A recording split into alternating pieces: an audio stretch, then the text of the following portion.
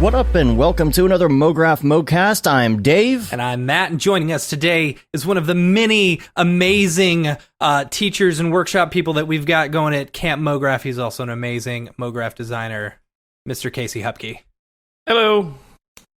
And Mograph is a supplement to our site, mograph.com, which is a motion graphics tutorial site with tutorials, plugins, podcasts, and other Mograph stuff.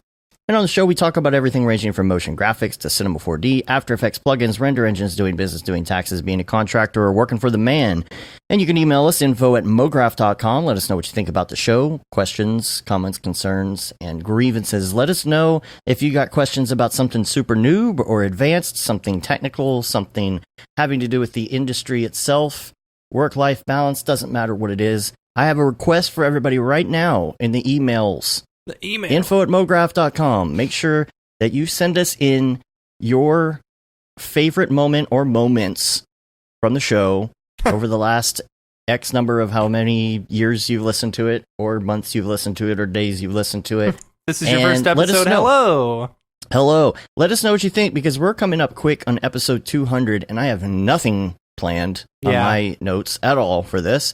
And I do have some great outtakes that I think we could implement. But one that we just did just a second ago. Yeah, right. And I think that it would be cool to have some emails and stuff. 200 episodes, a reflection, something like that. And then maybe play some of the great outtakes that we have, which unfortunately are only audio. But it's fine. We can sit here and laugh at ourselves a little bit.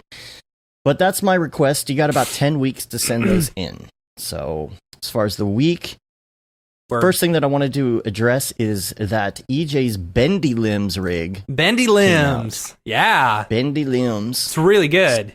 Squeeze me with your bendy limbs. So we're going to do a little promo thing for this, and it's real simple. Mm-hmm. We released a new video on Twitter and Instagram this week, and it shows all the instructors and camp counselors for Camp Mograph. So if you do a post or a retweet and you add the hashtag Camp Mograph and the hashtag Bendy Limbs to both of those, you will be entered automatically in the sweepstakes, and one lucky person will win a copy of Bendy Limbs. Now, here's the only thing. You got to make sure that you tag iDesign in it. That's very, very, very important, so that EJ will see it, and you will get entered into the contest. So if you want them Bendy Limbs dough, I'm seeing some amazing stuff coming from that plugin. Like, and when he released it, I was expecting it to be a lot more expensive than it was. So really? EJ did a fantastic job, and it's very affordable. Yeah. What are we talking like $20? $5? I think it's like 50. How much is it? Sounds like a Ben's Limbs. It's basically it's an easy, if you're doing like the bendy limb, like I want to say rubber hose, but apparently that thing you get sued? Yeah, you want to get sued? Can't say rubber hose. If you want to create characters like that, it's an easy setup that will automatically rig it for you. It's like super the guy cool. at the car wash. Yeah. Oh yeah, wild waving. Wacky waving inflatable arm flailing tube man. Yeah. Gotta get that right. Sorry. I created one of those for a Christmas video we did. I used XP cloth for it. It was pretty awesome. Nice. Yeah. So again, the hashtag is hashtag Camp Mograph, hashtag Bendy Limbs, and @iDesign. Make sure you @iDesign with that. Yep. Very important. Yep. One lucky person. All right, so let's talk about Camp Mograph here. Camp Mograph. It's more of a retreat. I think Casey's frozen. Oh, I'm Casey's frozen. I'm not frozen, am I? You're frozen on the That's all right. stream. I'll fix it while we go. Camp counselors. Matt, you want to take it to camp counselors? Oh, boy. I got to bring everything up. Okay, we've just announced we're bringing on some camp counselors to help out with Camp Mograph. If you've got questions about any of the workshops or anything, or where people are, or you just want to hang out and talk shop with people, we had the idea to bring in a bunch of camp counselors that would help out. And instead of bringing in just random people off the street, let's go ahead and bring in some people who actually know what they're talking about in 3D. So we got a bunch of super awesome people. Yeah, as Dave's showing right here. Flip it back to the beginning, Dave, so I can announce everyone. Do you think you can read them fast Sure, enough? I could totally do it. It's Instagram, Let's do it. so it's going to loop. Get ready. Yeah, okay. Get ready. You're going to have to do this really fast. Ready? Ready? Okay. Let's see. So we've got David Brodeur. We've got David Ariew. I'm going to go ahead and start ahead of things. Who else we got? David Brodeur, David Ariew, Phil Roberts, Raid Zero, Nick Reed, Penny Niederlander, Matthias Omatola, Billy Chitkin, and Chelsea Ariew joining us as camp counselors. It's going to be a lot of fun. All right. It's going to be like superstar lineup. So like with all the camp counselors, we've got all the workshop teachers and all of the fireside chat people. It's like this is a crazy, ridiculous event. It's going to be amazing. This is an all-star lineup. Yeah, I'm really excited it's a crazy lineup. Like this is I think this is going to be the event of the year. I think people are going to find out that this is going to be like one of the best events. You know, we've been talking with all the workshop teachers and stuff like that, and it's going to be a lot of fun. Like I'm super excited. All the underground D&D stuff going on. Yeah. Wait, is that happening? There's going to be some D&D going on. Yeah. There are so many D&D people. Yeah. Because who is D&D? Obviously, Satine is. Yeah. I have dabbled. Billy. Caitlin. Yeah. Who else? Greg? I think Greg. I think so. Maybe. I don't know. I thought I saw a comment about that. Yeah, that's what they said D&D. about. I'm always hesitant about anyone that says they play D&D or anything like that. From just having played Magic the Gathering for so long, people will be like, "Oh, I played Magic the Gathering." It's like, "Oh, cool. Well, let's get together and play Magic the Gathering." And they're like, "Oh, it's been like a long time. Like, I saw a starter deck when I was in 4th grade." And it's like, that doesn't mean you know how to play Magic the Gathering. I played Magic the Gathering, but there's been so many updates since. You know, like I used to play every night, but then they introduced like Planewalkers or something like that. Yeah. I'm not really sure how to go about that. Just think of those as like an enchantment with abilities on them. Okay. That's all they are, really. They're an enchantment that has toughness and abilities. Yeah. Okay. I am so lost when it comes to this stuff. Like, I'm going to have to be schooled. Magic the Gathering is easy. Super easy. Or D&D or anything. I mean, I've listened to the Bim Bam Brothers do their show or whatever about D&D, but I still don't understand anything about it. I don't know. There's this really cool D&D D&D comic book hybrid called like Ready to Roll or Rolled and Ready or something like that. But the comic book is like 4 or 5. I'm gonna mess up all the details, but it's a whole bunch of really cool individual campaigns or story settings that are all about 4 to 5 hours each. Mm-hmm. It looks really fun. And D&D 5 is like the easiest thing in the world for new people to play. Oh yeah. It's like that's one that like if ever anyone was like, oh yeah, let's play, I could break out a book and people could be up and running pretty fast. But like Pathfinder or like 3.5e or 2.0 or anything like that, it's like no.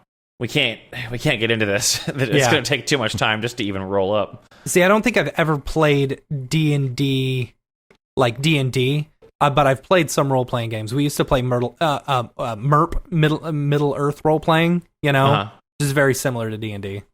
Yeah, D&D 5 is great. Every like, there's not a lot of choices to make to define and customize your character as far as base stats go. Every class has like a defined ability that they can use a lot that makes their combat fun. And then there's not a lot of like random things like the old school where gunslingers had grit and bards had panache or whatever, and everyone has like the same amount of resource blocks, and the action economy is really comfortable to play with, and you can easily play without miniatures or a board and just roll dice and play theater of the mind, which is probably one of the most fun ways to play, because otherwise people get too like, they're like, okay, well, my guy's here and your person's here, I'm gonna try to, let's see, hold on, let me have a protractor out. And well, what's the hit radius on this boss? Is it 15-foot reach or? That's funny. Do you think there's been a resurgence of D&D, or has it always been there and it's just kind of like? I don't know if it's a resurgence. I would say almost like there's much more people playing it.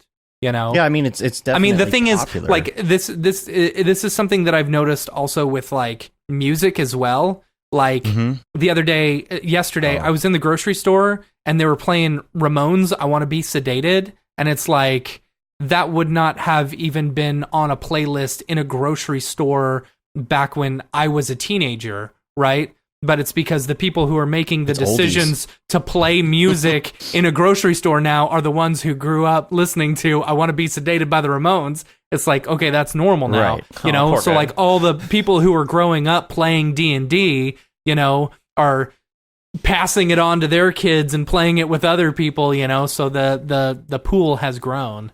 Yeah, well, I mean, like Geek and Sundry and stuff, and the streaming era, and like just basically the content delivery of entertainment platforms that everyone has. The way that changed is sort of like lifted all that stuff like way up. You know, there's hundreds and hundreds of D&D playthrough podcasts right now. Yeah, and it's a thing. But I think it's one of those things like where people think what's it called? True crime. People think true crime is going through this huge boom right now.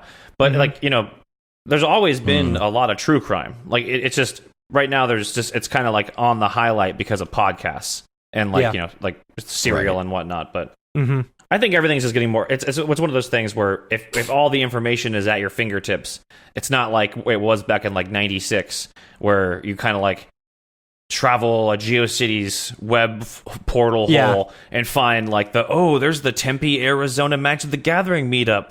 I'm gonna go and see see what the group looks like. Then you get there and you're like, oh man, my parents should not have dropped me off here. That's funny. Yeah, I mean, even the iPhones now have special D&D mode on them, you know, so that you're not disturbed during D&D. Oh, Yeah. So, Matt, you've been practicing for Camp Mograph with your clay. Yeah, dude. Check it out. Look it out. You got Everyone can see, like this is one character, right? You got I've a been pound of sculpting, clay for you know? practice. I got 2 pounds, actually. 2 pounds. Yeah, because I Is was... it going to be a pound a person? Or 2 pounds I think a so, person? yeah. So this is another guy that I made. Whoa, you know? that's terrifying. Like- You now exist in the Conjuring universe. Like the eyes are very like Rick and Morty eyes, you know? Yeah, I was thinking that. Like, yeah. because I don't have actual Screwdriver. like sculpting things. Yeah, so I was using like a little Allen wrench screwdriver thing, you know? It's a Plutonian, though. The That's a blender Plutonian. version of the tool you're supposed to use. Right, exactly. So, but yeah, it's cool. Like, I've been playing around with it, and like, I think I found a new hobby. It's nice. Like, I can just sit down and watch TV and just play around with my hands, you know, and stuff like that. Super cool. So, I'm really excited about this sculpting class, the sculpting workshop at Camp Mograph. You know, Yeah. it's going to be a lot of fun. And we've added a sponsor this week as well. Another Yes. sponsor. Yes, AE Scripts, our newest sponsor for Camp Mograph. We're super excited to have them on board, as well as all the other sponsors who are sponsoring Camp Mograph. Maxon, of course, Octane Renderer. We're excited to have them on. Pixel Plow, another one of our sponsors. School of Motion, Insidium, and Red Giant as well. So big shout out to all of our sponsors for Camp Mograph. They all make fantastic tools for all of us to use, and we thank them all. The photos Also of the like to- campgrounds look amazing. It's going to be like, and the thing is, like, some of those pictures don't even do it justice because some of those pictures that we took were in the middle of the winter, you know, when we went up there. So Right. It's going to be like beginning of fall. That's you have the colors. The colors, children. gosh. Hi. And So- the image on the page for pricing, the fire is about 12 feet tall. Can we actually expect a 12-foot tall fire? We might be able to do that. Maybe. I don't know. I don't know. how I big hope the so. fire pit actually is. The circumference. And there's like a ton of fire pits too. Like there's one for every village, I believe, and there's 4 different villages. right. So like it's gonna be cool. It's gonna be super cool. I'm really excited about it. Should we plan on village v village prank tactics? Like, is there some? man. Perhaps. I mean, Perhaps. yeah, it's gonna be. It's gonna if be. you want the each real village camp is gonna have experience, a someone's flag. got to wake up with a rabbit in their room.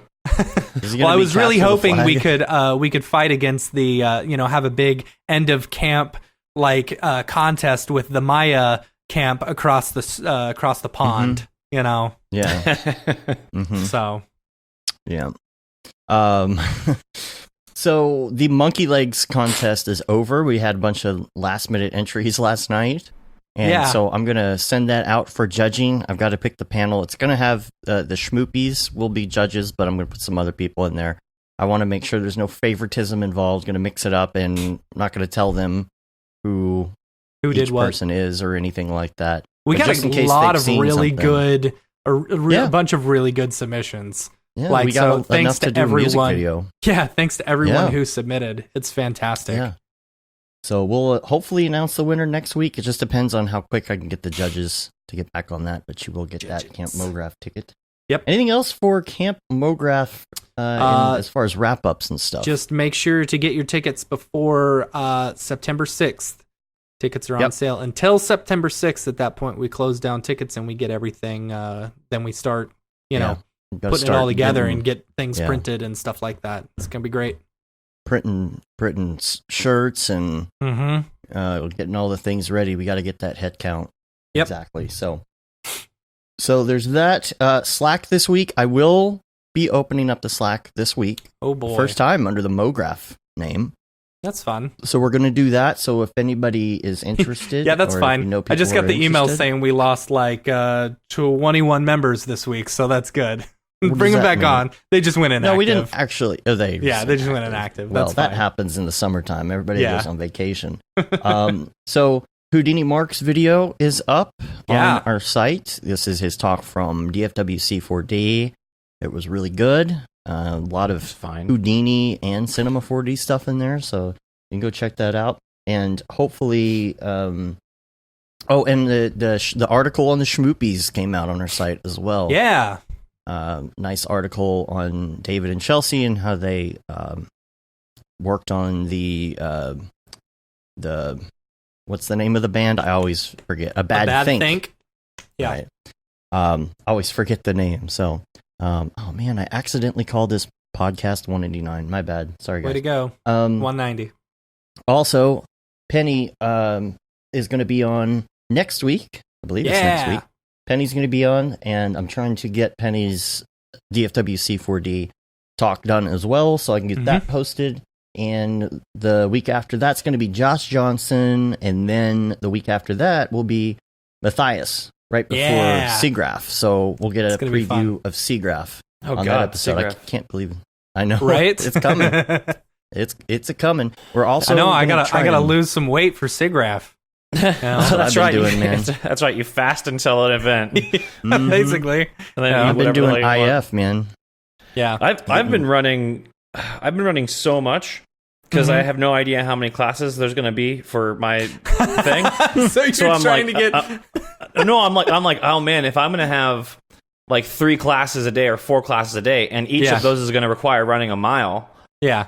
Not a fast mile. It's a gradual mile. Like I don't think anyone should be worried about like having to like show up and do like 100 burpees and run 4 miles. And I assume we'll get into that. But yeah, so I've been running like 2 or 3 miles a day, like for July, and I'm going to keep it going up into Camp Mograph just so I don't get like halfway through the amount of classes I have to do and then go like. But at that point, you go, guys. okay, this is what we're going to do. You guys do this. I'll just sit back and make sure everyone's doing it correctly. Oh, no, but I got to go with them for the run.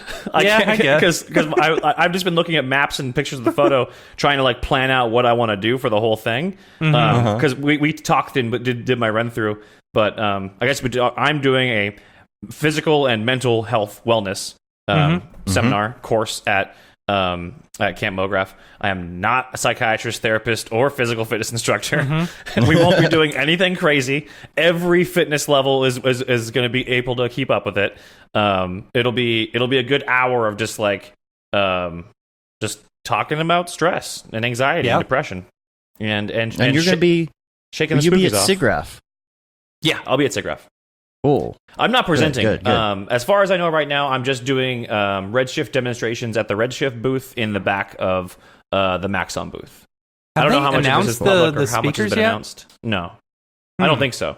Yeah, I don't know how much I'm allowed to say or not to say about Sigraph. Yeah. Yeah, I don't think that there's been any announcement yet. So, so we'll circle back around to that in just a second. A couple more really quick things. We are going to try and do a podcast at some point, and we'll be a little more structured in scheduling that for Seagraph.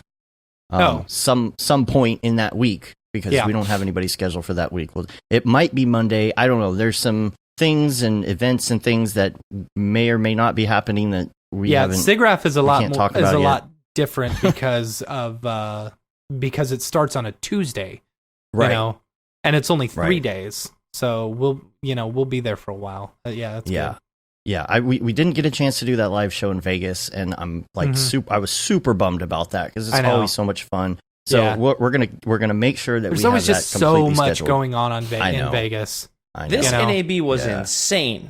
Yeah, it was. This NAB felt like there was about 400 too many people.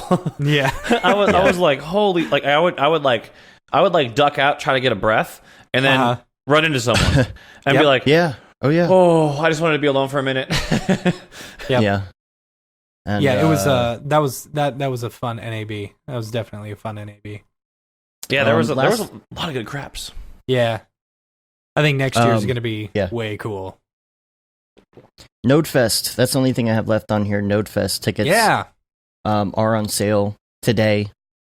Technically yesterday for here because Australia time. It's tomorrow in Australia. Mm-hmm. But yes, Time they are travelers. on sale. Make sure you go check that out.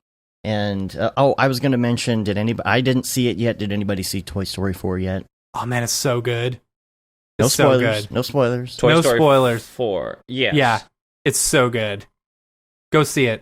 Graphic wise, how is it? Because we can't talk about story. Okay, so great. It's insane.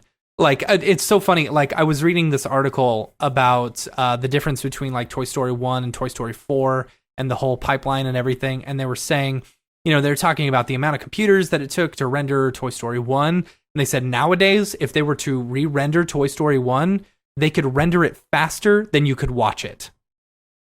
Oh, wow. Which is insane. That's totally insane, Wow. And there's like it's so interesting because as they progressed, they got so much more realistic looking, but still kept the same cartoony looking like characters, like the people looked cartoony, but almost all the environments and stuff looked super realistic. There was this one part where it's at the super beginning, it has no drive or whatever towards the story really, but there's this part where the RC car is stuck in this it's like the name's RC thing.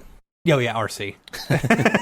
It's stuck in this little like stream or something like that, and there's leaves and I was blown away. I was like, oh my gosh, this looks so realistic. Like if I had watched this probably 10 years ago, not knowing, or however many years ago, not knowing it was Toy Story, like I would have thought it was real life.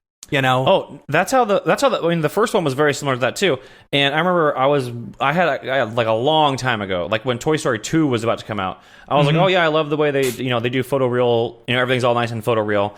And I got an argument, like however long ago this was, about it being photoreal or not. And they're like, it's not photoreal. None of those things look right. The proportions are all wrong. And I was like, yeah, but look at every single one of the textures. There's like thumbprints and the plastic smudges. The Play-Doh has these rubs. Like everything is a physical based material. It's all photographically accurate to like, dispersion and index of refraction and everything. It's all there. Like, yeah, but it doesn't look real. And I was like, what are you talking about? Yeah. It's also one of the most haunting stories in the world if you peel back the layers of reality. Yes. Yeah. Like if you just look at Sid's house and so these toys can never die, right? Ever. Like zombies. They are completely incapable of escaping this world. So like when Sid tortures those toys and like takes the doll head and sticks the erector set legs on it, and then there's a skateboard that's just dragging its body around with the skateboard. It's terrifying. These creatures get no rest. Existence is pain. It's a nihilist dream. There's well, been a couple really in good the new one you that. have Forky, which Forky was like a toy that was made. Yeah. Oh yeah, you can just animate an object into internal servants just by like applying eyes and giving it a name. You just grab what this, are the like, criteria? I mean, well, let's go ahead and create a infinite life servant from Tic Tac. Yeah. Right, I'm gonna so draw what would eyes make it on him. alive? I mean, would 2 dots on it be eyes, or do they have to have circles I think with pupils? at the point in which it becomes a toy that you play with, that's when you get what is it? The manifestation of existence. Exactly. Yeah, you exist. Yeah, once a child like Whimsy has held you and said, your name is Ticky Tacky, boom, forever enslaved to that child's dementia into just like servitude. You're just stuck. Yeah, no escape. So do you think that that these are damned souls that are inserted into these from the pits of hell in order to punish them for eternity? Why from the pits of hell? Why does it have to be like from the Phil pits says? of That's hell? how Zeus did it. Yeah, these are just things that have been thrust into existence without previous recollect. Like, because Buzz Lightyear, for example, and all iterances of Buzz Lightyear, they came in thinking that they were a space ranger. You know, that's true. They had a whole morality check where they went, "Oh man, I can't fly. This is not a laser gun. Emperor Zerd is not real." The squishy aliens, they believe in one deity, the Claw. You know, and they were all one uniform basic Meeseeks. Right. It's horrifying. The creators of this movie they were trying to pull a fast one on us. I know. Yeah, Billy's saying it's like Chucky. It is kind of like Chucky. Have you seen the posters? Wait, hold on. No, Child's Play was a hex. It was a murderer who had like a Brooklyn accent, and for some reason knew this like shamanistic necromancy. He's like, oh man, I gotta get in this doll. Kalumatua sanuna pula ta ta. Boom. I'm sorry. Did you actually just say the realistic words? Like, do you know Child's Play so well that was actually it? No. Kalima. I don't know. The Child's Play posters. Have you seen them? Yeah, where they're like tearing apart the Toy Story ones. You know? Yeah. Yeah, it's pretty good. No, that's the same company, right? That's why they can get away with it. It's all the same parent company. I thought it was. Disney? Disney owns everything. I mean, Disney owns everything. I'm pretty sure that they do own the company that's making Child's Play. Sure about that? I'm fairly certain. I read something about it when I saw the original poster. Oh, checks out for me. Yeah. No, this is one of them here. You know, there was another one. I thought, didn't they do another one that was similar? I don't know. I thought so. But I mean, I think it's interesting that Aubrey Plaza is in this. Like, this seems like right up her alley. You know? Yeah, I love Aubrey Plaza too. So yeah, you guys watch Legion? I don't watch. I don't know. Oh man, it's so good. Is it? It's a very unique television show. It's pretty great. Well, let's go to some topics here. I wanted to just do 2 quick topics and just ask your opinion on something, because I'm going to say how I do it, and then I want to know how you do it. I'd like to hear how other people do this. Everybody. Oh, okay. Everybody. Dealing with unread email. Yeah. Okay. Because this, wasn't a problem for me for a while, and it's starting to kind of become a problem to where there's so much that I need to catch up with email-wise that I have to have some sort of system to keep track of what I need to keep track of. So go ahead. Well, here's what I do. You can tell me, because stuff will come up. You're in the middle of another project. You got another project going on in the afternoon. You can't get back to something till like the next day. And it gets pushed down in your email, and you don't want to lose it. You don't want to lose track of it. So I try the best I can throughout the day to mark things as read that are basically irrelevant. But if it's something that I need to address, I remark it as unread, and I do a star. And then when I'm going through what I need to do, I go into Google and I type is : unread minus spam. And that will bring up my unread that is not spam. Okay. And most of them have the star. And that's how I get back to people. I do these unreads because I'm marking these things as unreads. But it's getting hard to keep up with that kind of stuff, because a few days will go by, then I'll realize I haven't caught up with that email.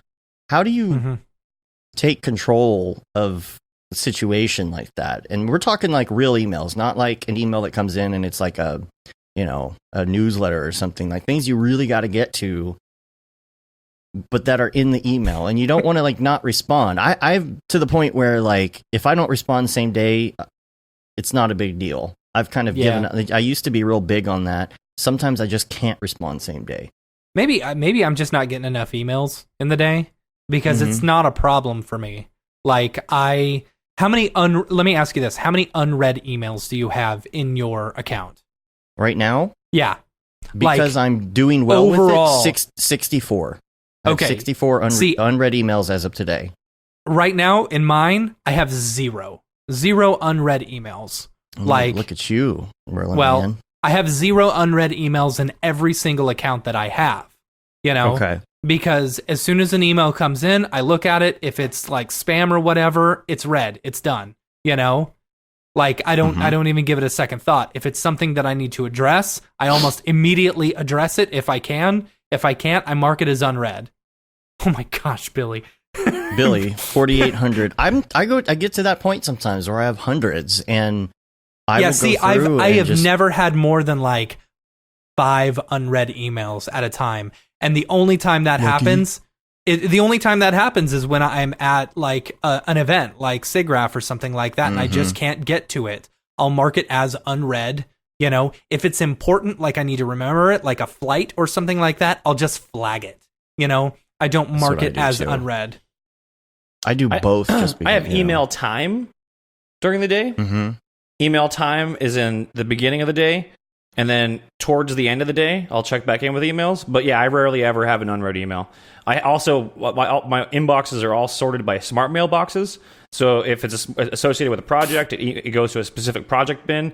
The active projects that I'm working on, all those emails get priority. If it doesn't make it to a bin and it's just in generic inbox, that gets dealt with at the end of the day. If it has unsubscribe in the body text, it's immediately sent to the trash. Cool. I don't really ever get any. So you haven't gotten any of our Camp Mograph emails.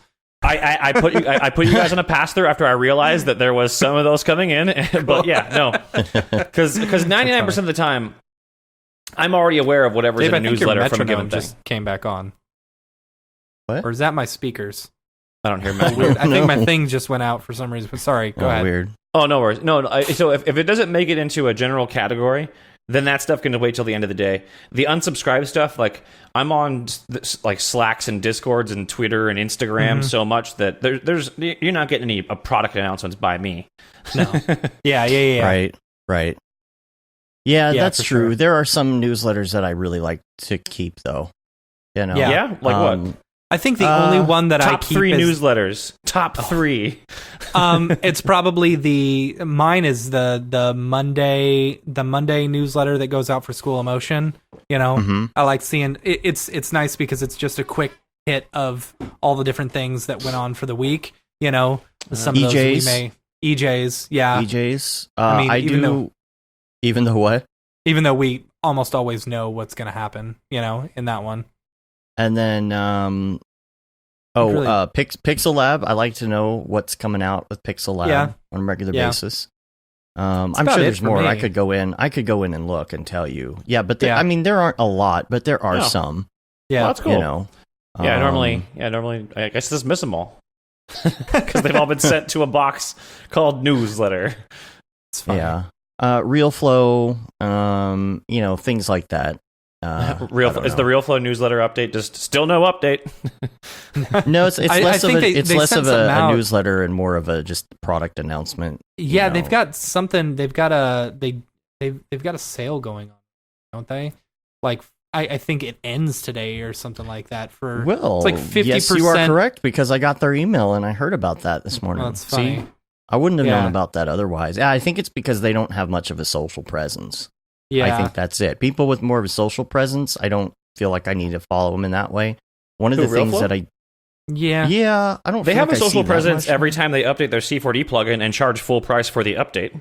I know. Well, yeah, I know. I think it's 50% off right now, but that ends today. You know what I do like is getting the Friday announcements of what the Echo. I won't say the name of what the Echo can do. That's fine. New things that it has learned for the week, because it's cool to just look at the list and be like, oh, here's the new features, because they do a lot of updating. Yeah. on it. What? Like they have like a feature Friday, and they say here's the new things that the Amazon Spy? the dingus Yeah. can do. The Yeah. Amazon Spy can do. Yeah. The Not Amazon my house. Spy. Not my backyard. I have one in every room. I have one in every room of my house, and I also have the Yeah. Google ones. I've Yeah, got me 2 too. Nest cameras. You know, Stresses me out. no, it's like, and I use Arlo. it's funny. I was in, What is I was in the garage the other day, and I was like, oh, I need to add this to my shopping list. And I was really mad that I didn't have an Echo in my garage, so that I could add a thing to my shopping list. I think I'm like one of the 12 man. people in the world that use Siri. Oh, she's the Really? worst. Well, it's a robot. Shouldn't It's not a work man well at or a all. woman. Okay, it's but the worst. I like it. It's dumb enough to not do any harm, and it's all passed through, encrypted, and anonymized. So it's not nothing's being saved and logged. But I can effectively Yeah. use Siri like 99% of the time. To the point where my wife is like, I don't know how. Well, she says, I don't know why you talk to that girl. That's funny. But Siri will organize my Target shopping list. You know, it goes to my Cartwheel app, so I get to Target, and it Target's all like, you know, because I'm at Target twice a day at least. Right. I'm course. actually I'm probably late for my noon Target meeting right now. They're starting to get worried about you. They're going to call the police because Yeah. Casey's not here. So- What's going sales on? are down. Sales are down. Casey hasn't spent $50 at Target today. Yeah. But I need bubbly water. Oh yeah, I officially switched my endorsement from LaCroix to bubbly brand water. All right, Just there you go ahead go. and put that out there. I don't All know right. how they made the apple flavor taste like it does, but boom, it tastes like you're drinking a Jolly Rancher. It's Okay. amazing. The apple It's like tastes Zima, apple. right? Target. I closed. Oh, I just got a okay. notification on my Apple Watch that says save 40% on outdoor items for 4th Are of you July barbecue sure weekend. they're not listening to you? Yeah, you sure they're not listening? It's every day Okay. at like 10:45. I get a cartwheeler notice. That's funny. Matt and What's I, the problem Matt and I Cartwheeler? have cartwheel. Yeah. What Oh, is that? cartwheel, dude! You got to have that if You you don't have cartwheel? No, I don't know what it is. You know what you should do Dang, right now? dude. Just take whatever money you have in your wallet and just go ahead and throw it in the trash.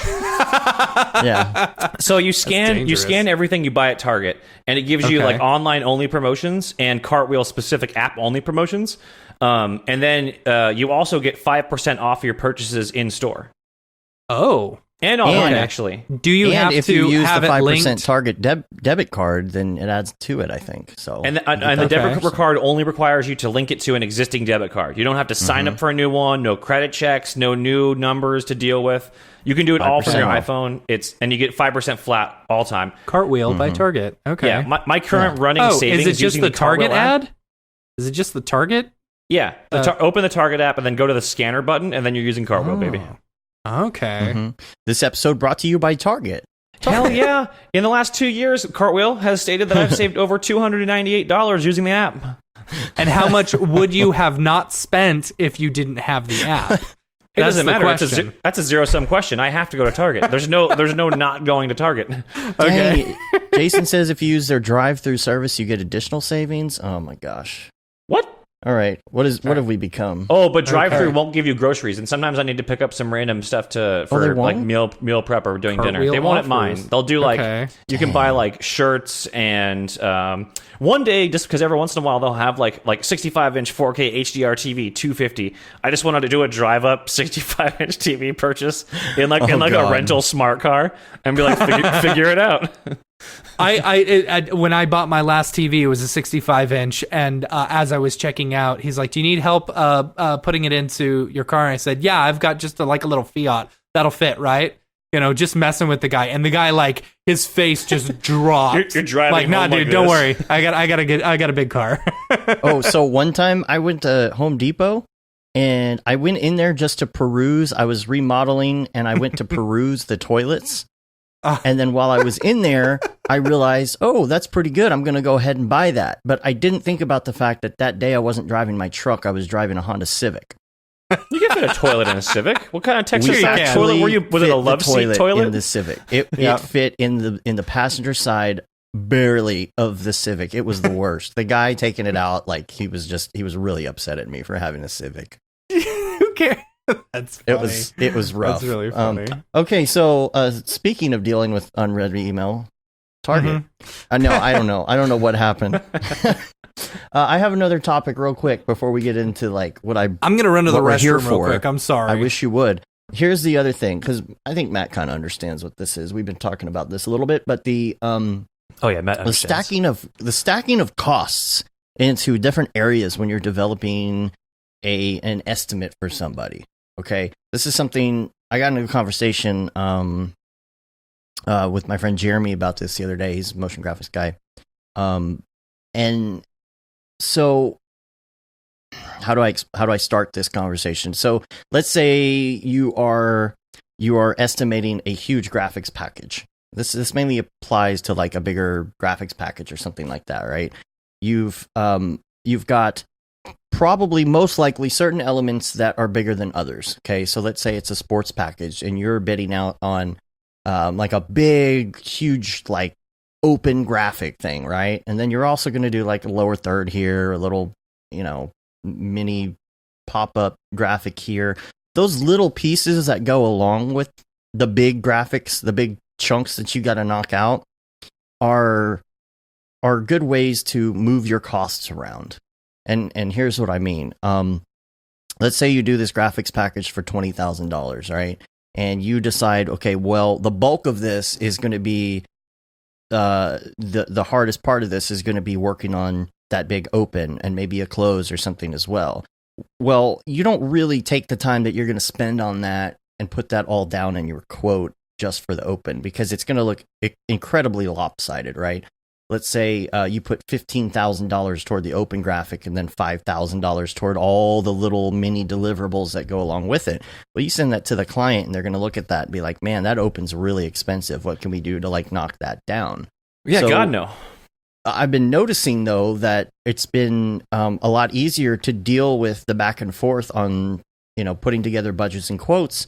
If you say, okay, actually, well, this isn't going to be $15,000. It's going to be like $9,000. And then you kind of, you put a little bit more money into those little pieces, a lower third that might take you like not that much time. You would actually say, well, that's actually going to take me a day, or half a day or something like that. And it kind of balances out this quote that you're sending over. And the client kind of seems like they're a little more okay with it, because in the end, it's really about what is the value that you're giving for that entire graphics package, right? This graphics package is worth $20,000. You want to break it up in a way to where clients see the different pieces of it, and it's not such a weird, unbalanced sheet. And I don't know. What do you think about that?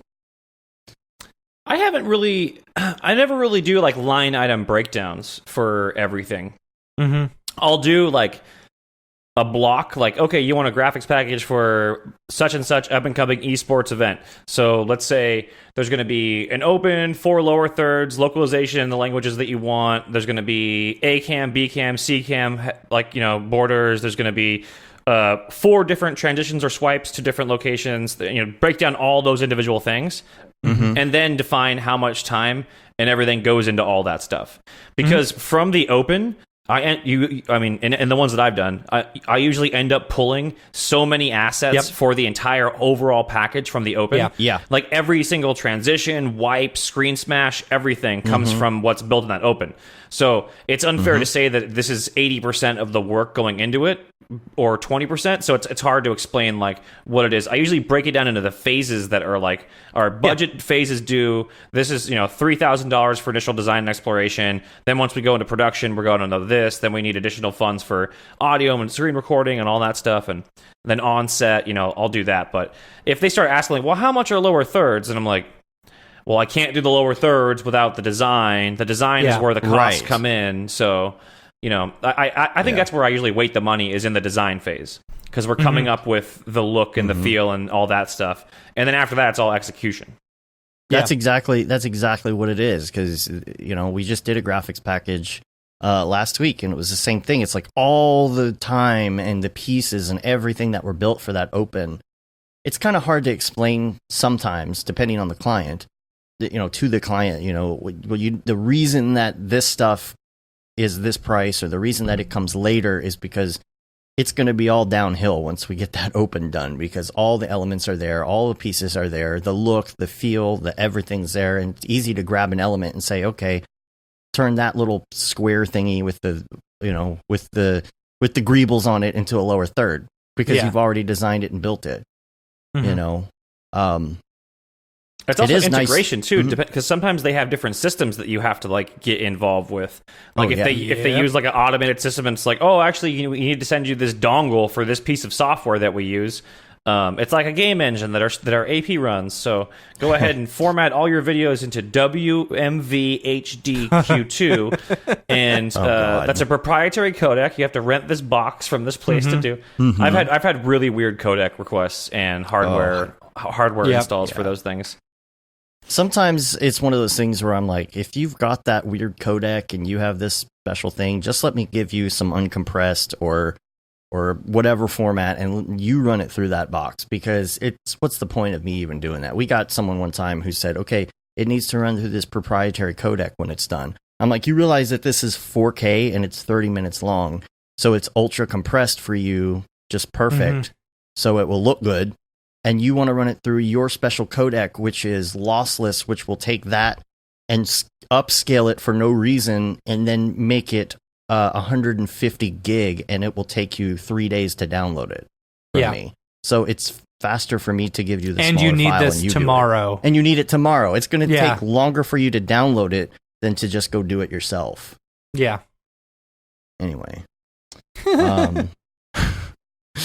So, let's get to the good stuff.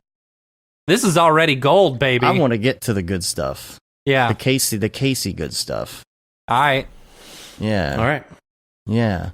Yeah. I'm super excited about this. I don't have a lot of notes today because I feel like this is going to be good. We're going to talk about a little bit of what's coming up at Camp Mograph, which you're going to be talking about. It's not just going running in the woods. There's a lot more to it. It's about health and mental fitness and work-life balance and all that kind of fun stuff. And I don't really know how you want to start this off, but it's up to you which way we go.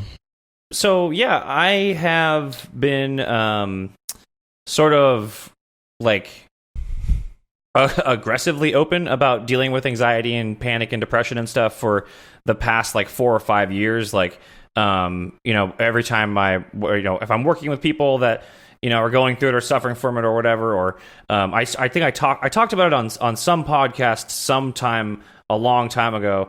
And since then I get emails and tweets and Instagram messages, just asking like, hey, I read this thing that you talked about, or a tweet you posted about like a bad anxiety day.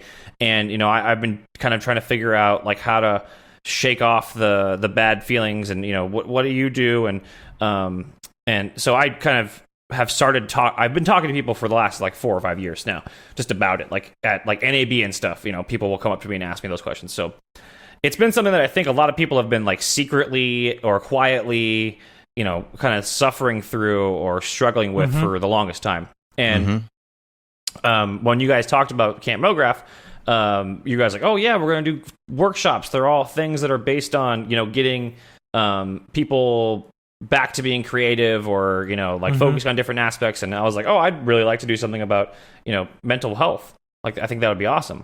And so what we're going to do is basically recreate the stuff that I started doing to get my chain of fitness going, which I started doing about 5 years ago when I had just like a real flat, hard breakdown, and I was like 90 pounds heavier than I am now, and like depression. Yeah, you look great, by the way.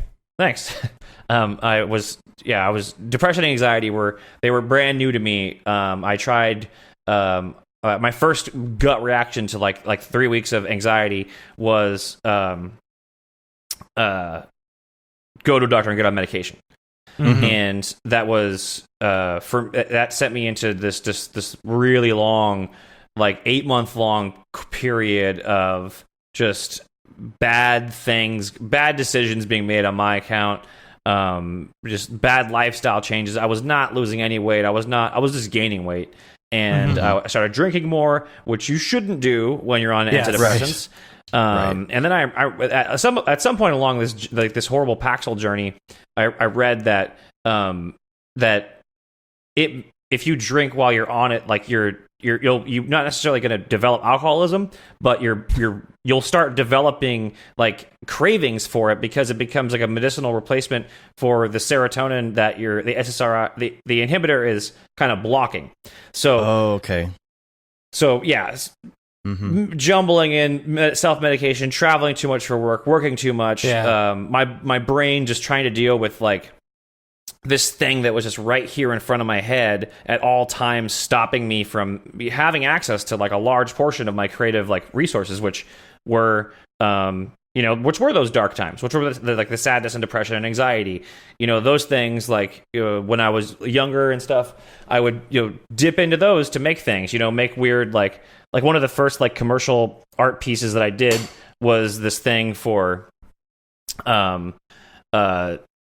this predictions. It was a predict what the world's going to be like in 2020, and it was I just did this like my a sculpt. It wasn't even a sculpt, because there was no sculpting in Cinema 4D at the time. It was like Cinema 4D R9.5 or something. So I just used like displacers and stuff to like sculpt displacement maps and use displacement maps. But it was basically an Earth that opened up into this giant maw with all these tentacles and stuff coming out. And I remember that being one of the first things that like I kind of dug into when I was dealing with like a bad month of like just bad feelings and bad vibes. But so anyway, now cutting into I was 27, 28. It was right around whatever the return to Saturn is. It's like a period that everyone kind of goes through in the years of 28 to 29, where everything, whenever it happens to people, are like, oh, how old were you? 28? Oh, yeah, that's when all this crazy stuff happened to me, too. Like, my world flipped on its head. That's why a lot of famous people overdose or die at 27. Yeah. I've always heard this 27 number as well. Yeah, so right around that time, everything just sort of like blew up for me. We were about to have a kid. I just changed jobs, and I was going through this like great like I lost a bunch of friends because my wife and I decided to have a kid too, and that happened because it was just like, oh, we're in our 20s, and you guys aren't going to go out anymore, so we're not really going to hang out. No, and so suburban now. Yeah. But there was a lot of other stuff too. Like I was just not being a very mentally well person for my friends either. So hopped on the drugs, and then the drugs just did not do me good. They made things worse. Yeah. And I got back from a work on site that I was at for like a month in Vancouver, and just didn't refill the prescriptions. Which super bad idea. Oh, it's such a bad idea. And I just started like exercising. I started just running, and and then I called, like I was having like a really bad day of like Paxil recovery or Paxil withdrawals, and I was like, I gotta start talking to someone.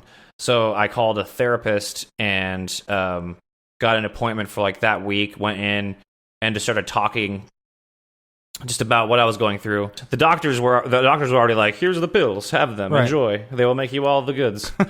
Talked to the doctor, talked to the therapist, started working through some of my issues. A lot of the stuff was just like some childhood trauma that was like really starting to come back up and bubble and like really start to dig into me and like really affect me.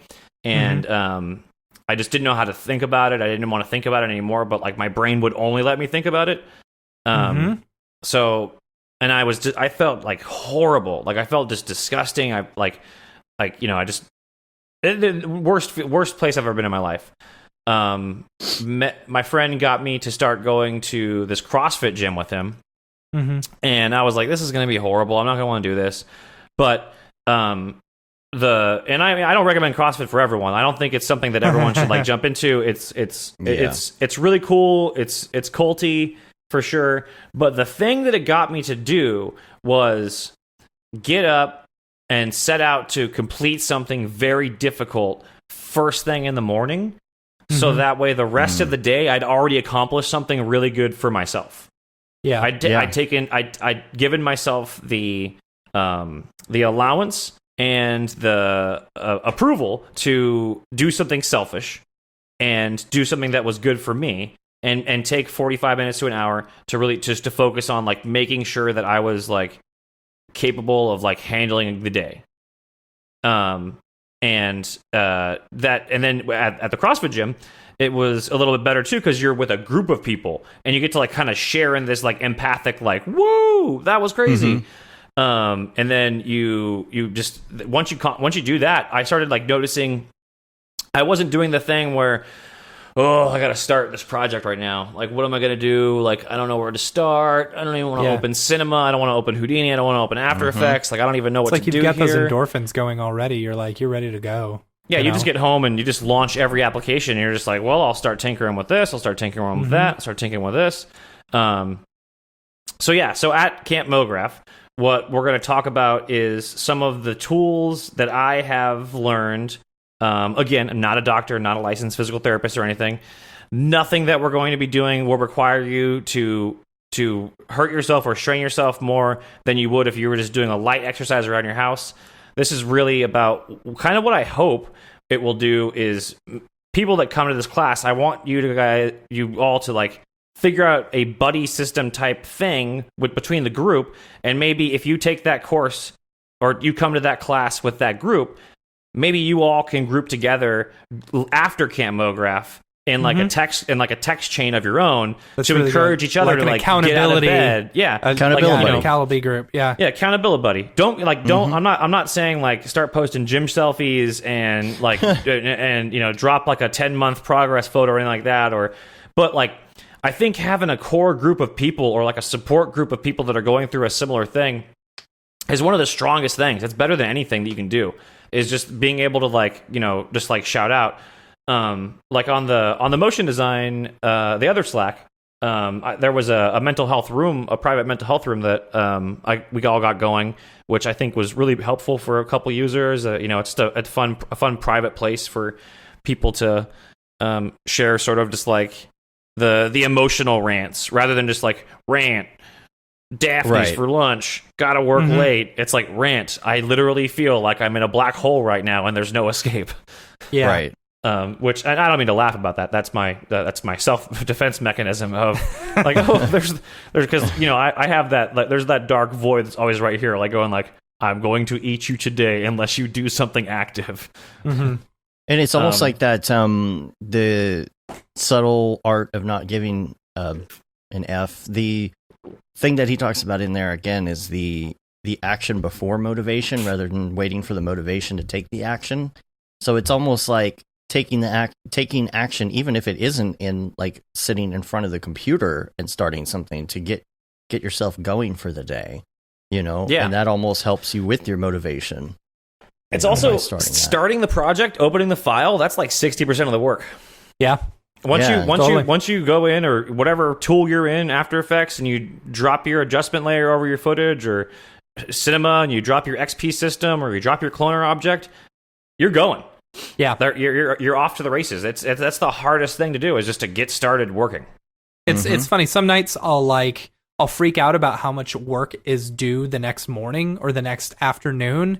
And I'm like, I think to myself, well, I can probably get it done, but I might as well just stay up late and do it, So I stay up, and it only ends up taking me maybe an hour. And if I had done that in the morning, I would have gotten it done. But the fact that I, you end up fretting over that 1 hour of work all night. Right. Exactly. Yeah. That's one of the reasons why I kind of like, when I went like freelance years and years and years ago, I kind of left the whole studio system thing, was because I couldn't handle the 9.5 to 10.5 hour days in the studio where like I would finish my thing in like a few hours and then just like wait around for someone with a scarf on to come over and like make it make some random note change just so they had their art director title justified. And I was like, with a scarf on, God. I like that. I could juggle 4 projects right now at the pace that you guys are working at. Yeah. And that's the thing about working for yourself. You do that little bit, you take a break, come back. Totally agree. Later on, you spread your whole day's worth of work out, just 4 or 5 hours through the whole day if you want. Mix it up. One of the things that I wanted to bring up too, you were talking about the medication and stuff, and everybody's different, which I understand. For me, I'm a big believer now, based on my past experiences, that medication is not necessarily like the devil or like evil or something, or don't ever take medication, but I feel like it can be super helpful for you to get through a certain period of time. I know a lot of people who have done that. My personal experience with starting something like that is, my anxiety kind of showed up out of nowhere when I was about 23 years old, and no reason. There wasn't any one particular thing. It's just that I was 23. I was on my own. I had more responsibilities and money things and all this other stuff going on, and wasn't aware of how much it was affecting me at all. Yeah. Like zero. I didn't have anxiety. And all of a sudden, one day I had this like terrible panic attack, and I was out on the road working, and I didn't know what was going on. And I felt like if I couldn't just like calm down and go get on the tour bus and rest or take a break, because if I closed my eyes and went to sleep, I was going to literally die. That was that was where my head was. Yeah. So it was something where that kind of revealed my anxieties. And then, of course, it was one of those things you go to the doctor, Zoloft, just you juggle milligrams and juggle different milligrams and different versions until they find the one that you're like, well, I guess I don't have anxiety, but also I don't have any interest in most things. So, right. Sure, right. I'm not stressed out, but I mean, someone just goes like, hey, Casey, get this done today. And I'm like, all right, cool. Yeah. But I think that all that energy and all that chaos and that stuff, like, because anxiety is not an emotion. It's your nervous system freaking out. So it's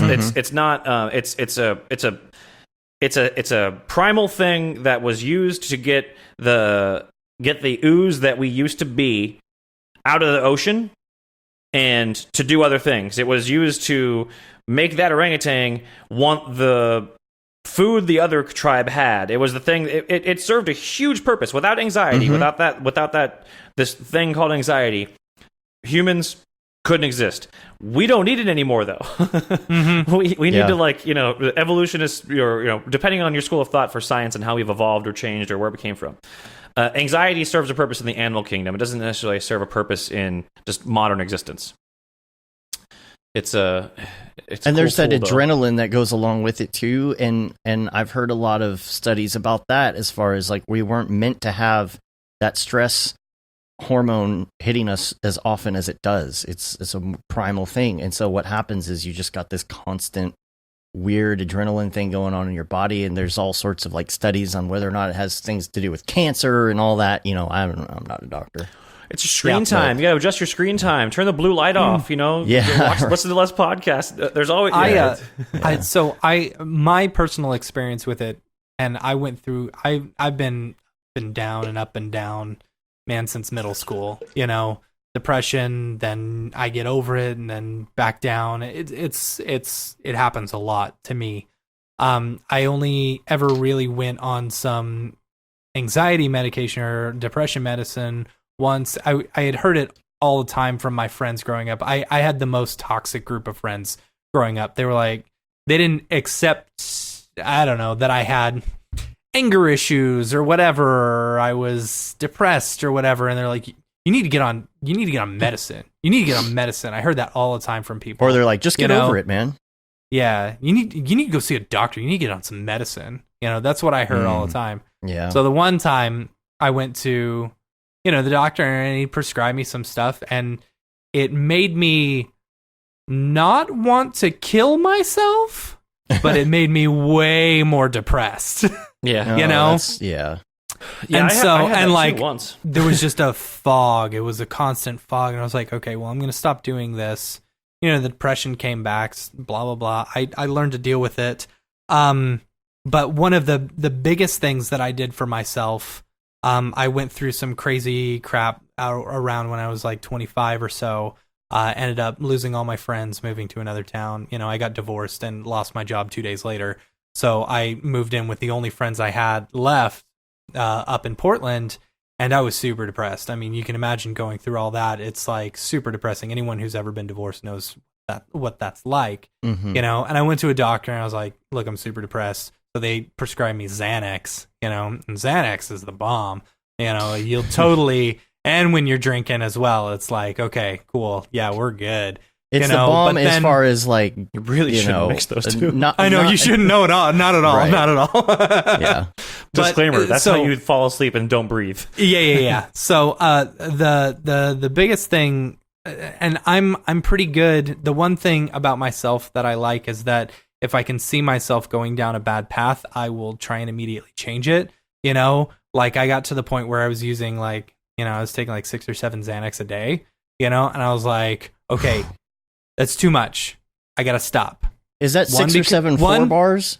Or no, they're just like the little 10 milligram or whatever, the small one, the little circles, but still, like I was stupid. I was like delivering pizzas at the time, while on a whole bunch of Xanax and stuff. And it's like, no, you can't be doing this to yourself. One, you're running out of Xanax and you're not going to have that when you really need it. So you got to slow down. Right.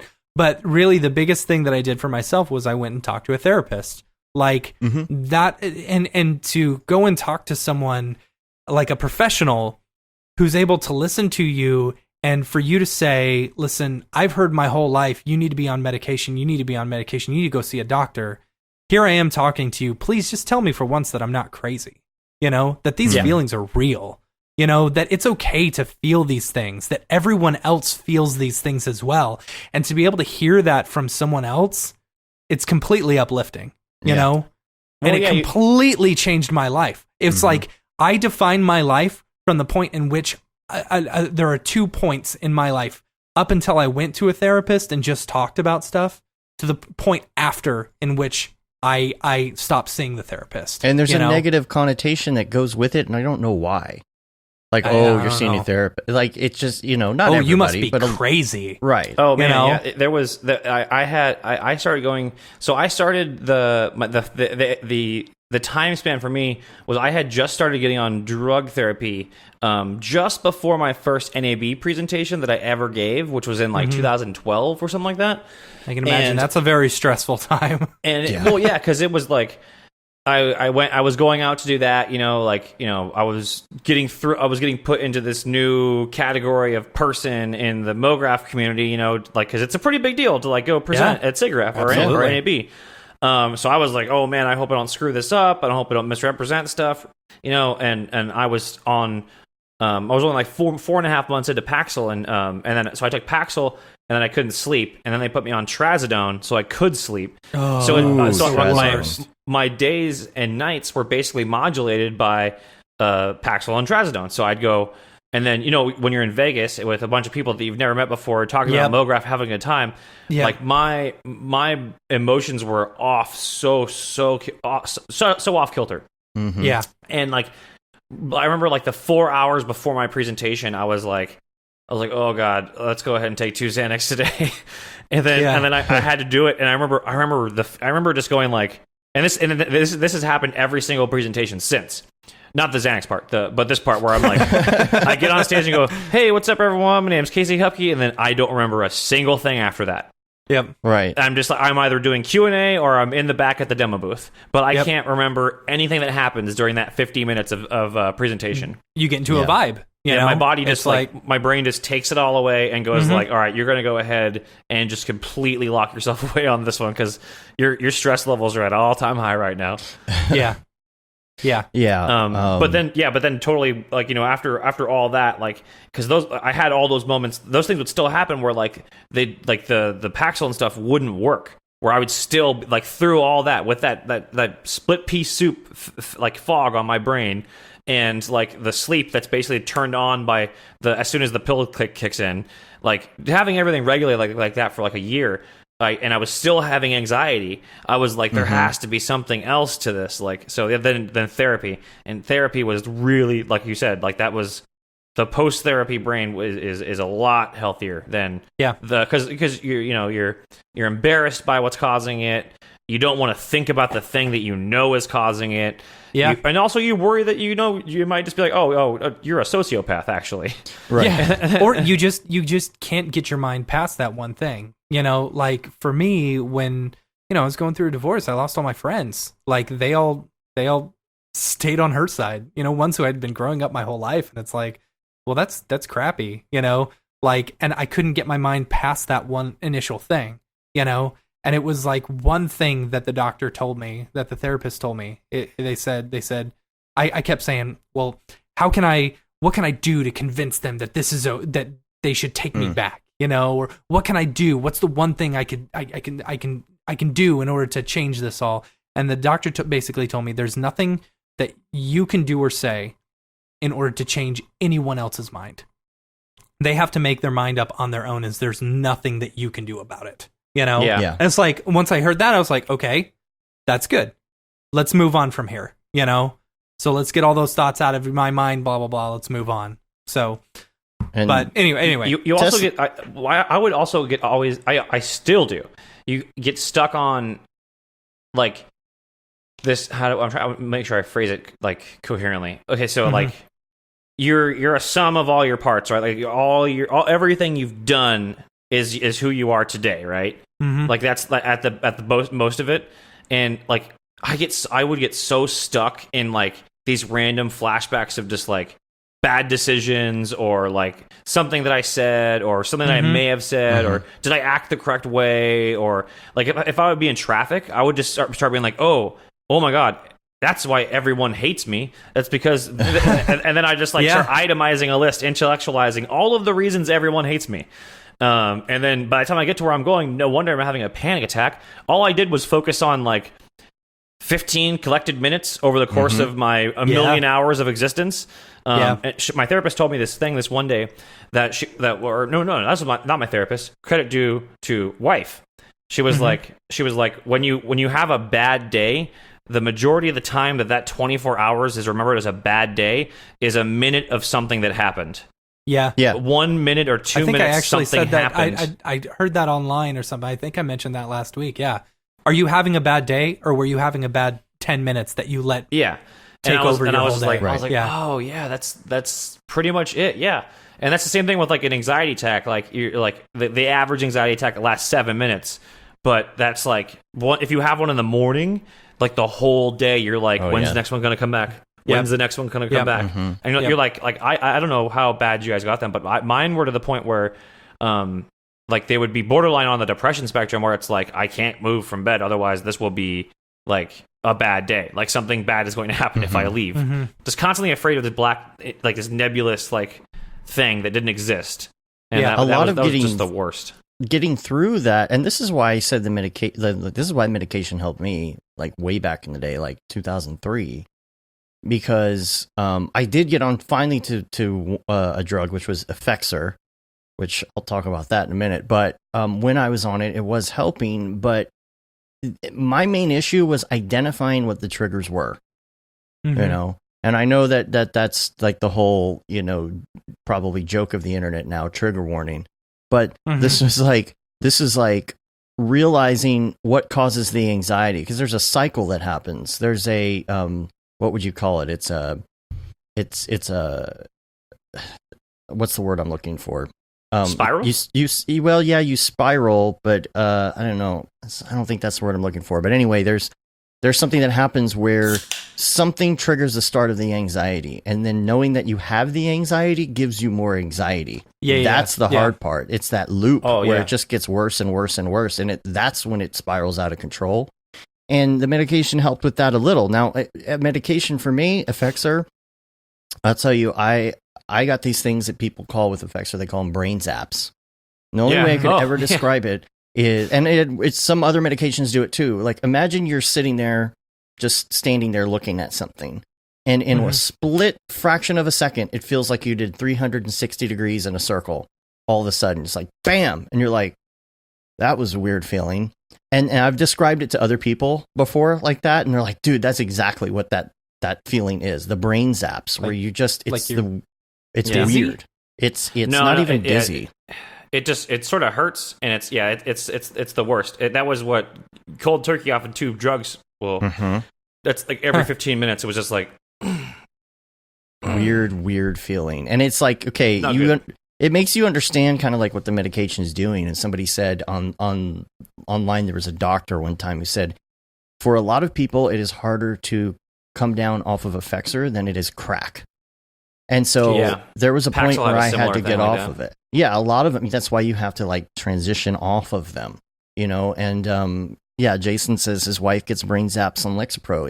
Lexapro does it too, and so that's when I realized, okay, the drugs like can be helpful, but it's like, okay, I need to use these to help me get through what I need to get through, and then maybe be done with them. And that's what I did, and it helped me to take the time during that to identify what causes me to do the out of control spiral, and to say, okay, this is what's causing that. I'm not going to go into that spiral because it's not real. It's not something that's actually a problem. It's me creating this problem. Mm-hmm. Yeah, well, No, and it's a good thing because it's the first decision you made to seek help for mental health. So, whatever that decision is, whatever you make, when you make that acknowledgement that, like, I have something wrong right now and I need to figure out how to solve this. If you go to medication, that's totally fine. Some people, impossible to fix without. Yeah, that's what I was going to say. I was going to say it's very important to note that some people, need the medication in order to just run a daily life, Yeah. Mm-hmm. Yeah. There's definitely people who have it worse than I did, but it's something where I was able to look at it and say, okay, like I still have anxiety now, but I'm not on medication for it because I've learned like, what sets it off, how to control it, things like that. What it helped me do is get rid of like the sheer panic attacks. Yeah. One of the things that I think was really beneficial for me when I went to a therapist was like I would get anxiety going on days where I didn't feel like I had enough to talk about. Like where I'd be like, oh, I don't think I'm going to be as much of a bummer as she needs me to be today. That's so really I'd be like, and then she was like, no, today that's when you should come. Like you should come in and we'll poke at, we'll poke at things. We'll try to identify stuff, like try to get closer to this trauma that you don't want to talk about. You told me what it was, but you don't really want to get into the details. That's fine. The details may never need to even come up. But what we have to do is we have to take this thing out of you and we have to look at it. We have to name it.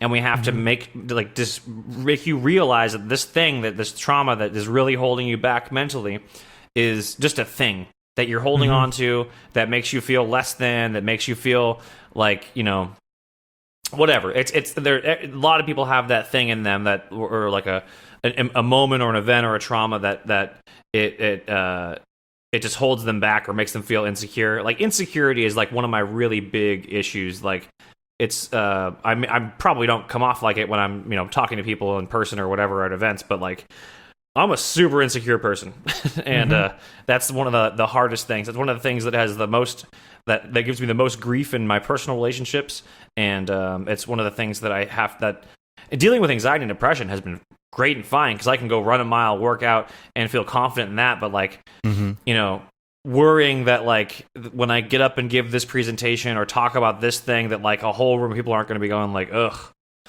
Yeah, this guy's still talking about the same old crap. Imposter syndrome type stuff. Yeah, or I for sure have imposter syndrome. I'm guarantee right now there's a black fan outside of my house that's like waiting to body swap me with the person who's supposed to have this life. That's I'm funny. supposed to be like at best assistant manager at the Auntie M's Pretzels I worked at 15 years ago. Like that's they like make some best good case pretzels. scenario. I'll tell you what, Dude. I still got the flip skills. But no, I constantly. Like, I'm constantly afraid that the last project I worked on is going to be the last project I ever work on. Yeah, and then I have nothing. I didn't even really go to high school. Like I self-taught my way into I attribute a lot of it to just being really good at talking to people. And like for whatever reason, historically, I've been able to convince people that they can trust me to do things for them. right? So I've had that going, and then I've gotten pretty good with cinema and stuff. So I can kind of hold it together with that front. But Yeah. man, if the world changes too much, I don't know what I'm gonna do. Yeah. I guess Yeah, trade bottle caps. So let's switch over a different direction. All Okay. right. Because like we've talked about kind of the mental health stuff, let's talk about the physical health, because you started moving into like working out and stuff like that and losing the weight. I had that moment as well where I was just so tired and it has since lapsed, and I have gained all that weight back. But it's getting the motivation. Like right now, I'm trying to get the motivation to lose weight again. I was telling my wife last night, I was like, listen, I'm middle-aged. This is my midlife crisis. Yeah. I don't want to be this weight, when my kid is growing up and stuff like that. I want him to see me as like a strong individual. I got this cool haircut. I need the body to fit with it. Yeah. It's like, so I gamify it. I mean, like to keep it going, I gamify it. Like my rings on my Apple Watch are super important. I use this application on my iPhone called Fitbod, which you basically load it up with like all the workout equipment and stuff that you have and you like to do and what your goals are, and it generates a new workout based on the time that you want to spend every morning. It's Fitbod, yeah, that's cool. Okay, but yeah, so like I'll show you a little for the video crowd. It shows you, so it'll show you the muscles that you currently have on cooldown. So they'll be like colored red, like you've been working on those muscles a bunch, and then it'll generate a workout that you'll just hit start on, and then you can, whatever you don't like, you just go swipe and replace it. And you just build a little workout, and it focuses on the muscles that are currently in rotation for the things that you like. That's cool. And then it tracks like how much weight total you've moved over the course of however long you've been using the app. It tracks like your personal records. It scales the weights up for you. So like if that's nice. If last week you did 15 barbell rows at 45 pounds, this week it's probably going to put it at 55 pounds. So it manages everything as you go. And it works off of whatever equipment you have. Like if you have a full gym, you load it up with full gym, and it'll make you a list of automatically generated muscle focused exercise bits. So I really like that app. The gamification. That's a cool app. Okay. You can also text the workout to your friend if you want to do the same workout as them, and then you can compare your results.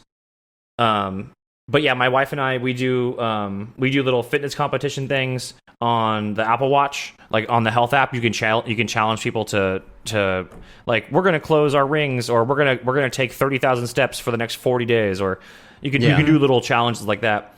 And then my son is a big reason why, because I don't want to be like, no shame to them, no shame on anyone. Please don't feel like I'm shaming. But like I because I was this dad at the beach who could barely keep up with a 1-year-old running down the beach, and it was exhausting. But I want to be able to like chase that 16-year-old down. I want to be able to like I want to like be able to go to a basketball court with him and keep up with him. When he's moving out of the house, my wife and I are only going to be 48, 49 years old. Yeah. So we're like, it's also having a strong partner who's also right there with you doing it.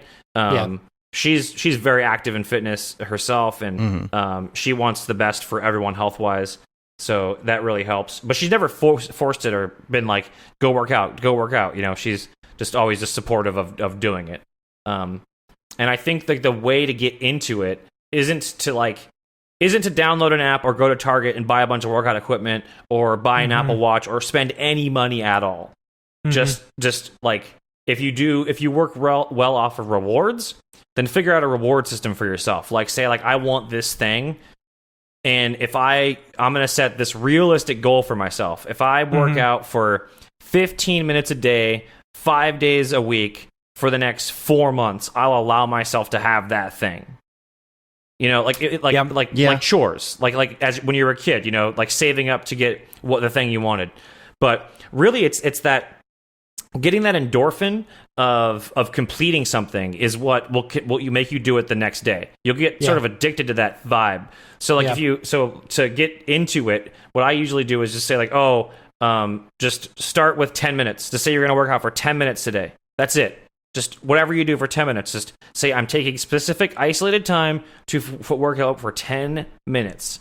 and then the next day you'll just do the same thing again, and eventually you're just going to want to work out longer. Yeah. You're going to have more time. My biggest problem is just getting started, you know? See, I don't like to open that project. I know.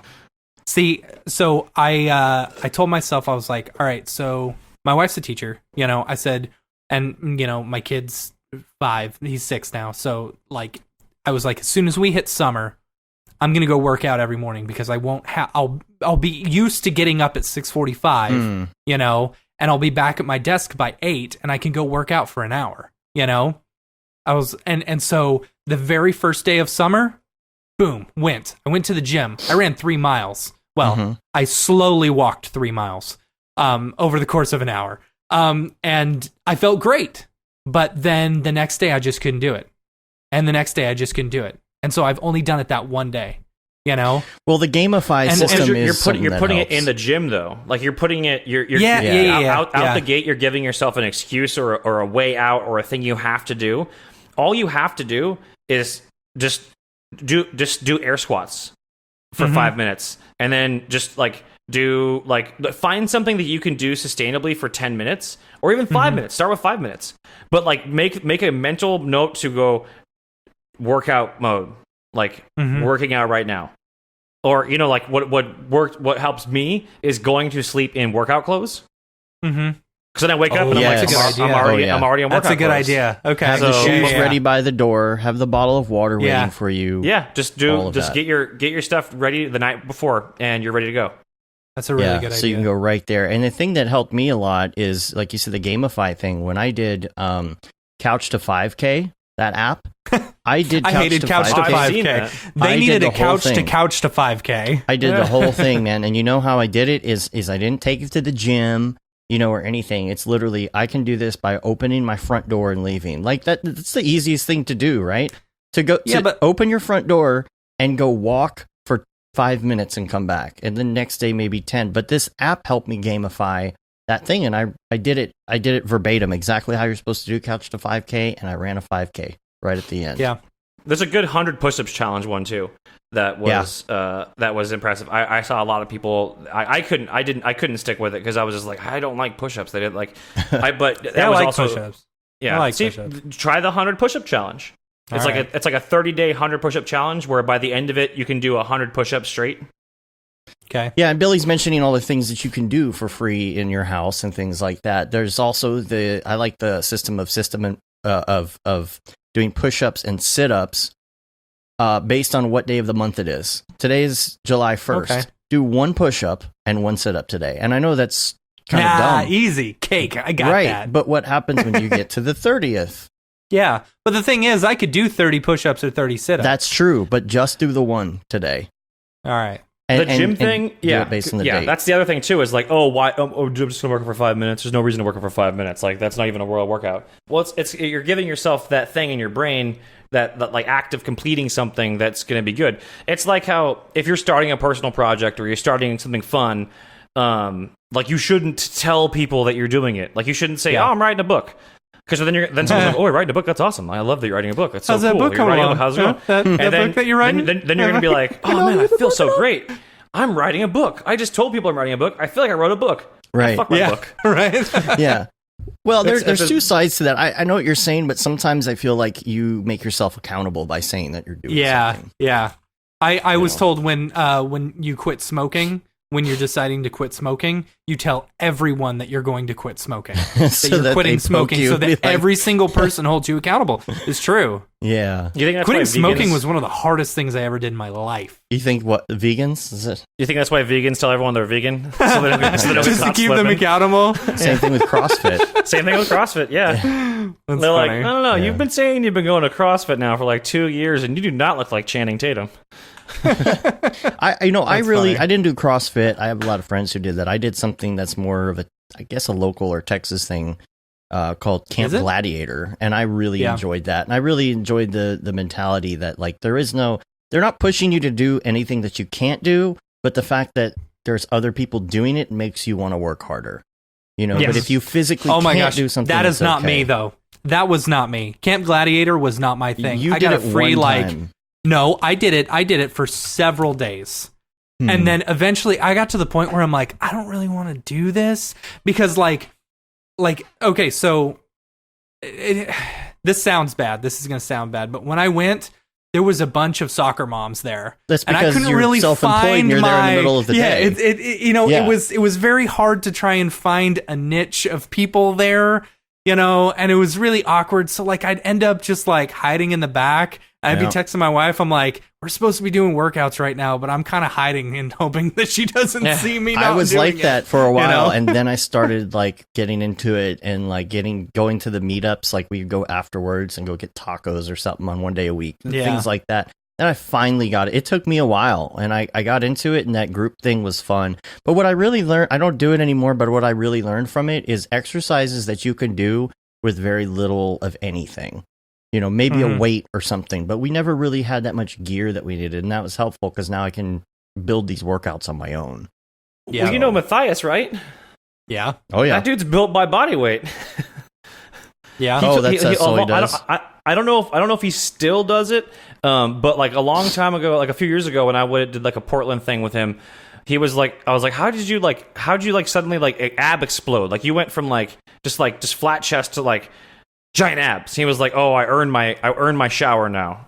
I was like, what do you mean? He's like, oh, I do like 100 sit-ups and 100 push-ups and 100 like whatever, however many it was. He would do this exorbitant amount of body weight only exercise before he allowed himself to take a shower. Interesting. Okay. But yeah, it was. But now you look over at him, and if he's been standing still for too long, he's doing dips, or he's doing like push-ups on the wall, or like he's doing squats. Like that guy is basically just always focusing on some superhero visibility muscle. It's amazing. He's a so beautiful ripped. Man too. He's a beautiful so man. ripped. Yeah.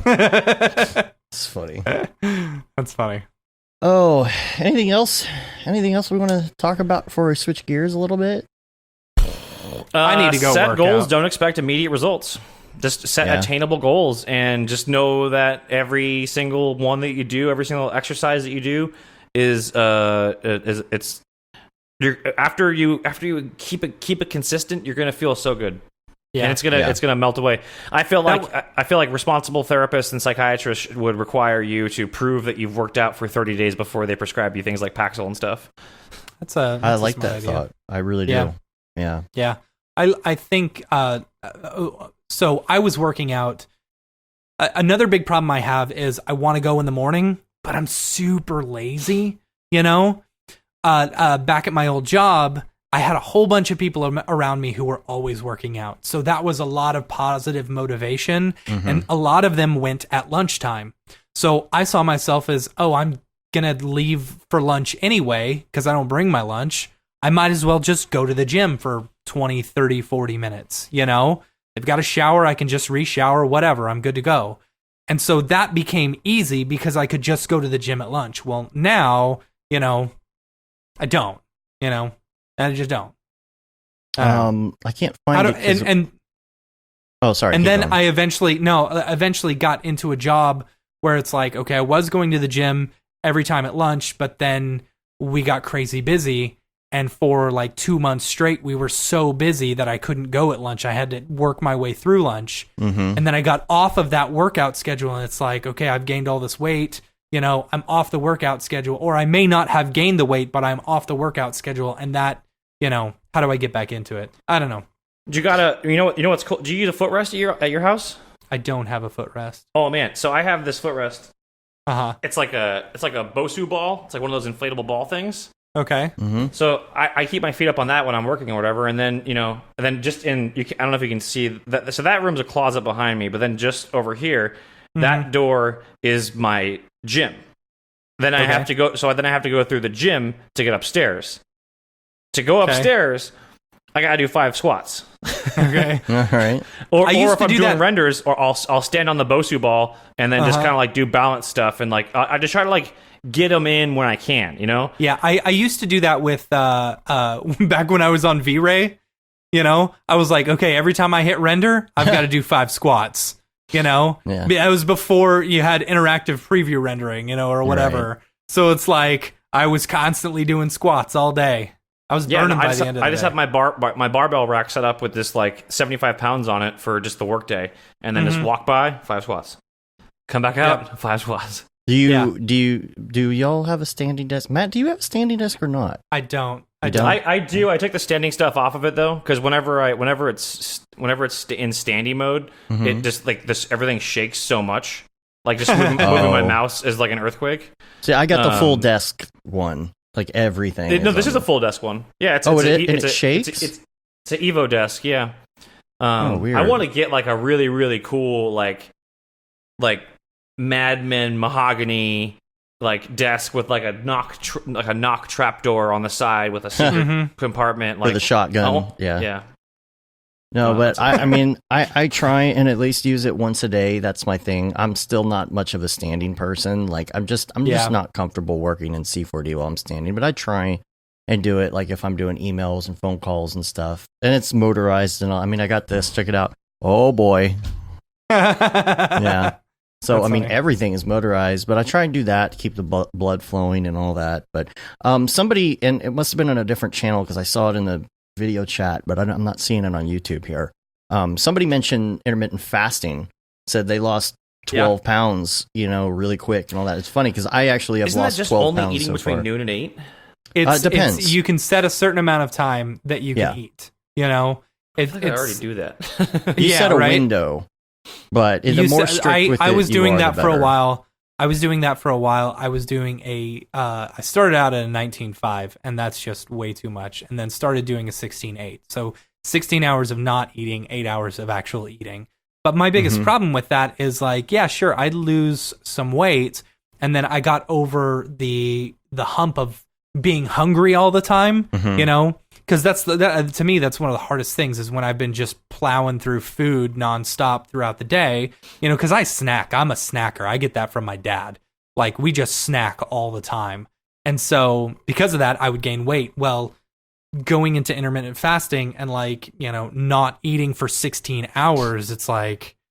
Well, the easiest. I would jam as much food as I possibly could during that 8 hour period, and then and I would end up going over my 2,000 calories. It's got to be good food too. It's got to be the right food. You can't just eat, I would eat 2,000 Twinkies. calories of Twinkies. Yeah. I would eat Twinkies, or But what I've been doing is, unfortunately, I've never liked that kind of. I'll have them every once in a while, but like, lucky you. If I'm looking for a snack, I'm like, oh, I'll do some pistachios or like some jerky or like a tuna. Nah, dude, I am all sugar. Like cookies or sugar cereal, snowballs, snowballs, man, those are amazing. The pink marshmallow thing. Yeah, dude. I will get a Fudge package stuff of snowballs at least once a week when my kid's at Taekwondo. I'll just walk over to Kroger, grab a snowball, and I'll eat it on the way back. Oh, yeah. The gateway into intermittent fasting, I think for a lot of people that would make it easier, especially people who already do this, is to do ketogenic, to do the I did that for a carb long thing. time. That helps because you're already kicking that hunger thing before you go to the windows of like 4 hours. I'm down to 1 meal a day intermittent fasting now, and it works so well. Yeah, I mean it's just incredible. I did it back in the fall. I lost 20 pounds. Doing it again, I've lost 12 already, and the biggest hurdle is the hunger part, and just you got to down a lot of water and you got to make it work. But I got to the point where this weekend, yesterday, I realized I hadn't eaten since Friday because I for one, you can gamify it. There's an app called Life that helps you do your fasting or whatever. But I was working on something, and Saturday night I didn't eat, and then I think Sunday all I had was like a handful of popcorn, and your stomach really shrinks. That wasn't I should have been eating more. And some people will do, if you stall, they'll do, like take a day, like do a whole day of fasting to get you out of the stall. But when you do eat, you got to eat the right things and you got to eat a certain amount of time. But there's a whole subreddit on it if you want to look it up. Yeah. It's the transformations are insane, know, and you still want to exercise and do all that stuff. And do I know whether or not it's a good long-term thing to do? I don't know. Probably not, but, yeah, I looked into the I looked into those Huel and Soylent type things to replace a meal. They but gave me the worst stomach aches. Yeah, I've read that too. Man, I can't do it because the workouts that I do put my muscles into such like tear where they were for recovery. Like if I'm not giving them enough like protein back or like amino acids and stuff back, which that stuff doesn't really have. It's not really for like bodybuilding. So I had to find like a keto approved like bodybuilding protein shake that I can basically drink in the morning after I work out. But it's so easy to be keto now with like all those Think Thin products and like that are all like 2 grams net carb because they have like 27 grams of sugar alcohol. But that's something mess your stomach up too. That's why you can still have vodka, sugar alcohol. Yeah. Yep. But I don't know. Have we covered enough? I think so. If you want to hear the stuff? rest, you got to come to Camp Mograph. Yeah. Yeah. No, there's tons. It won't be just this. There's all kinds of like meditation tricks and stuff that I want to go over. There's just like all kinds of things. Like it's gonna be a fun class. It's gonna be a run, and then from what I've found on the map, I got to scout it out. I get there a day early to do a scout out. So I'm gonna be running around like Bear Grylls with like a canteen backpack on, just jogging around the campsite trying to find out like starting point, end points, meditation zone, tribe run zone. But yeah, it's gonna be. I'm stoked. I hope people sign up for it, so I'm not just out there running around by myself. Yeah. Yeah. I get paid regardless, though, so I'm just cash myself. Well, I'm insanely excited about doing it, and I hope that people sign up for it. And really, like, don't worry about it. Any and all fitness levels. It's not going to be. We're not doing a Barry's boot camp.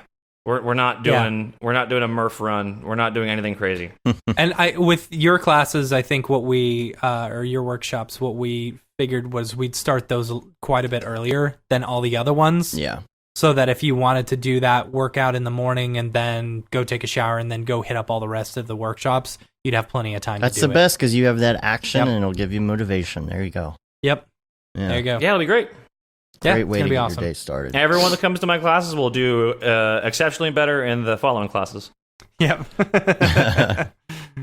All right, well, let's switch gears a little bit. We got a couple more things to talk about today. The number one thing I wanted to talk about was Notch, because I think you know a little bit about it. I don't know much about it at all. We are going to talk to them when we're at SIGGRAPH, so... I've been learning it for the past. It's been when you guys mentioned it on a previous podcast, and then their VP of marketing emailed me like that morning and was like, "Hey, your name came up on this podcast talking about Notch. You guys were talking about like the codec and stuff too." But yeah, I'd gotten a license at NAB for the educational version, and but yeah, I've been using it. It's like a procedural animation tool. You can bring in Alembics from your other applications and load them in as assets and do texture, lighting, video post effects. You build these things called blocks that you can run on different servers. They have a Notch server that runs them. You can render straight out of it as a tool. It's great. It's sort of like a weird position of what what market it serves specifically, but I think it has great potential to be a motion design tool, like for being used for commercials. Is it like Touch Designer? It's like After Effects and Touch Designer kind of combined. To me, that's the impression that I get. But it's similar. Like it's just like it's just a real time procedural animation tool. It's good stuff. So you can bring in Alembics, and is it still real time? Yeah, it'll load them up in the ones that I have. I mean, don't if you try to bring in one with like a billion particles or something like that, I don't think so. But or I don't know. It depends on your hardware. Let's play that. Yeah. And there's interactivity as far as like Zubair is saying, live events and interactivity, like tracking and things like that too, I think so. Yeah, tracking, you can use camera inputs, microphone inputs. You can do all kinds of cool stuff. When I first saw it in production was on a U2 tour that I was working on, that Innocence and Experience tour. They had a whole bunch of like pre-alpha or whatever, like Notch demo builds and stuff that they were using. Like the camera feed would come in, and then they'd create like a depth buffer out of it and like obfuscate it and get it all crazy. So it'd be reactive to like Bono's voice or the guitar or whatever. But super cool concert applications. I think it's I think the interface and the nodes and stuff are really intuitive too, and it's just fun. I like tinkering with it. I'd like to do a project with it, like an install. Yeah, it just hasn't come up for me yet. Yeah, but that's maybe, the thing. How was the what's the word? How easy was it to just hop in? Intuitiveness. Yeah. How intuitive was it? For me, it was pretty easy. I mean, I watched like two like documentation tutorials, like, you know, like, all right, like, because that was basically like how do I learn cinema? Like, oh, okay, well, I move this thing over here. How do I set a keyframe? Okay, that's how I set a keyframe. Okay, cool. And then how do I manipulate this thing? All right, cool. So once I kind of figure out like a few little pieces of it, then I kind of just start going until I want to figure out another piece to add that piece on. Yeah. I think the difficulty with learning anything new is going into it without knowing what you want to make. Yeah. Yeah. Like if you start like, I'm gonna learn espresso today, but you have no reason to learn espresso. Yeah. You're going to lunch. You're not learning espresso. Right. Yeah. It's what they say when you start programming. You know, they're always like program with a purpose. You know, like if you want to create a calculator or something, you know, learn to create a calculator, blah, blah, blah. I don't know. Yeah, I think they're hopefully later this summer, I think they're going to actually be on the show is what we're talking about doing. So I would like to learn more about it in the meantime. And again, that's the thing. My goal is to have something to do, like a goal for it, because I feel like there's a lot of motion designers that come up against the brick wall of programming. Yeah. Because some people just aren't programmers. I have a little bit of that in me, but when it comes down to it, I'm not a programmer. And I think, you know, if somebody wants to get into that interactivity, sometimes there's just kind of a brick wall in front of them. It's like, oh, well, you got to know Python and all this other stuff. And there are programs that I've tried to use for interactivity before, and it's just been too hard for me. I'm hoping that this is kind of a bridge between that, you know, to make it a little bit easier. For someone like anyone like us who's in this industry, you know, like Zubair said, nodes are a great tool for non-programmers. I mean, that's what Espresso is, right? I'm not a programmer, and I love Espresso. So, you know, but if any of you people from Notch are listening and want to throw a couple of free licenses our way, let me know. Schmoozy Matt getting schmoozy. Schmoozy Matt. Yep.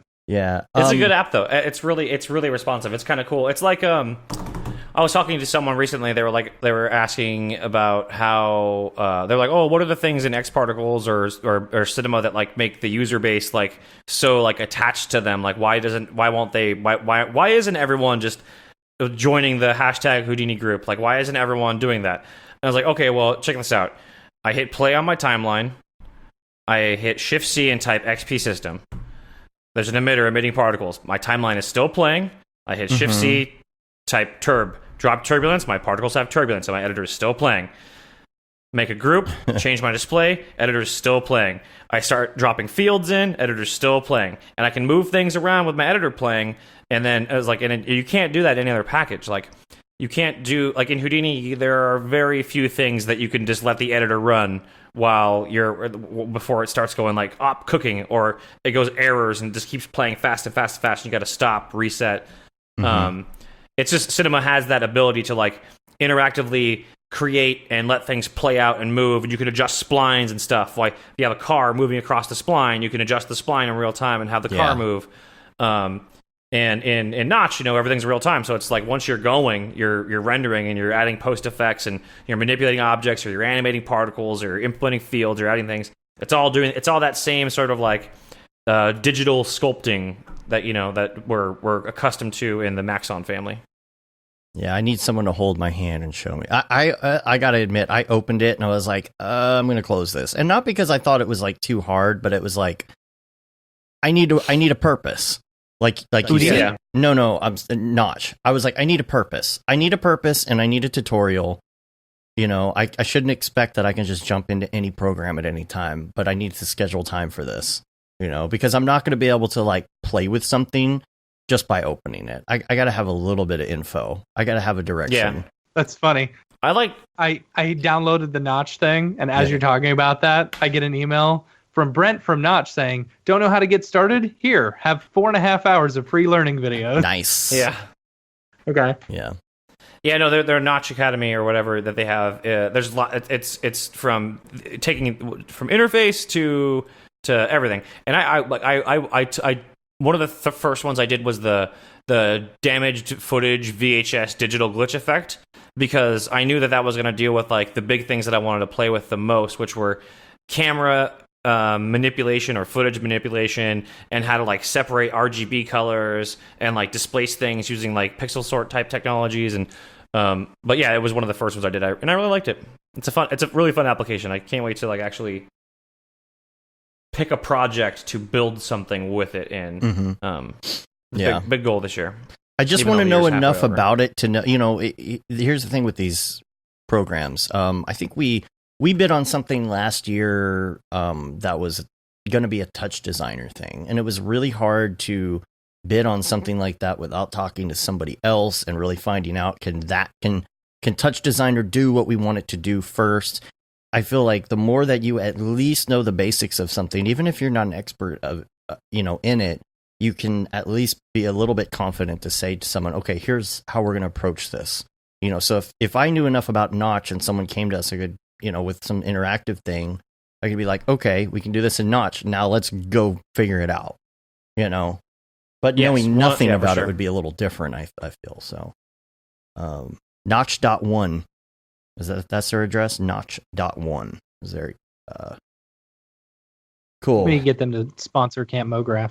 Yeah, come on. Yeah. Come on. You gotta put that Notch in like logo and name into motion designers' heads. That's the best way to do it. Come on. Yep. It pops up all the time. I mean, I think well, because touch designers like a bunch of ex-Houdini developers, right? I don't know. I thought I've heard people say that before on various Slacks and stuff. I don't know. From what I've seen, I've opened Touch Designer just like a couple times, but it always had that like kind of like I don't know why it does either, but like I had the whole like Blender mystique where it was like, well, it's free. How good could this be? I didn't think it was free. You could download the thing pretty much. I thought it was free, or it's isn't it? Maybe there's a trial thing or something. I don't know. Touched. Or there's certain features that you have to unlock, that kind of thing. The freemium version and then the pro. I don't know. Yeah. Yeah, Zubair says touch designers made by the same person who made Houdini. So okay. All right. Well, let's. Looks like it's free. Then if you use it with a compensation, you have to buy a commercial or pro license. Ah, okay, that makes sense. Yeah.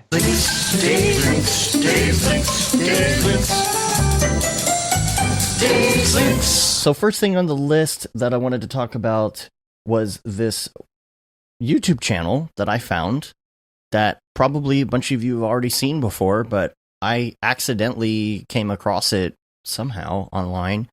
And I just thought it was freaking fantastic. It has a ridiculous amount of subscribers and everything. And it's called MelodySheep. If you've heard of it before, I think I've heard of this name before somewhere, but I hadn't really understood what it was. And I started checking out this channel, and it's pretty mind blowing. I started out by coming across this video that was a time lapse of the future of the universe, starting right now and accelerating to the end of all. Not actually the end of all things, but where will everything end up in the end? Okay, right now particles make up our bodies and all of that kind of thing. Yeah, and I can't watch this. That'll give me anxiety. What happens when all of the universe is actually gone and it's to the point where all that is left are particles of light, single particles of light just moving around and nothing else? It is so crazy. And I found out there's another one that's like the beginning of time till now. So you can watch, and the visuals are absolutely spectacular. Mm-hmm. And I don't know it. I'm looking information up. I'm trying to find out more about this person and channel and all the things in it. But there's all these spectacular like 4K end of the universe videos, and then almost like these auto-tune the news things in between, like that are these like crazy mashup deals. I don't know, but the video that I watched was 30 minutes long. It had a ton of 4K outer space footage that was spectacular. And it looks like maybe he's got deals with certain networks to be able to use this footage. And because I think maybe this is like clips from a bunch of different things put together, but it looks good. It's 4K, like it's so pretty, and it's just mind blowing. I just absolutely loved it. And I went and I started looking. I haven't even begun to watch all of the stuff on the channel, but I really want to know more.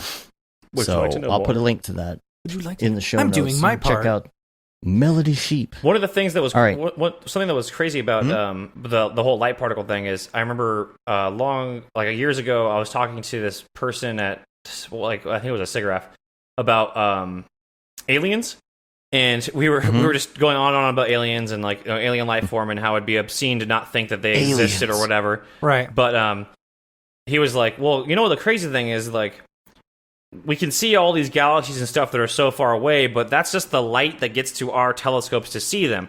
Those things may not be there. Those things are millions of years old.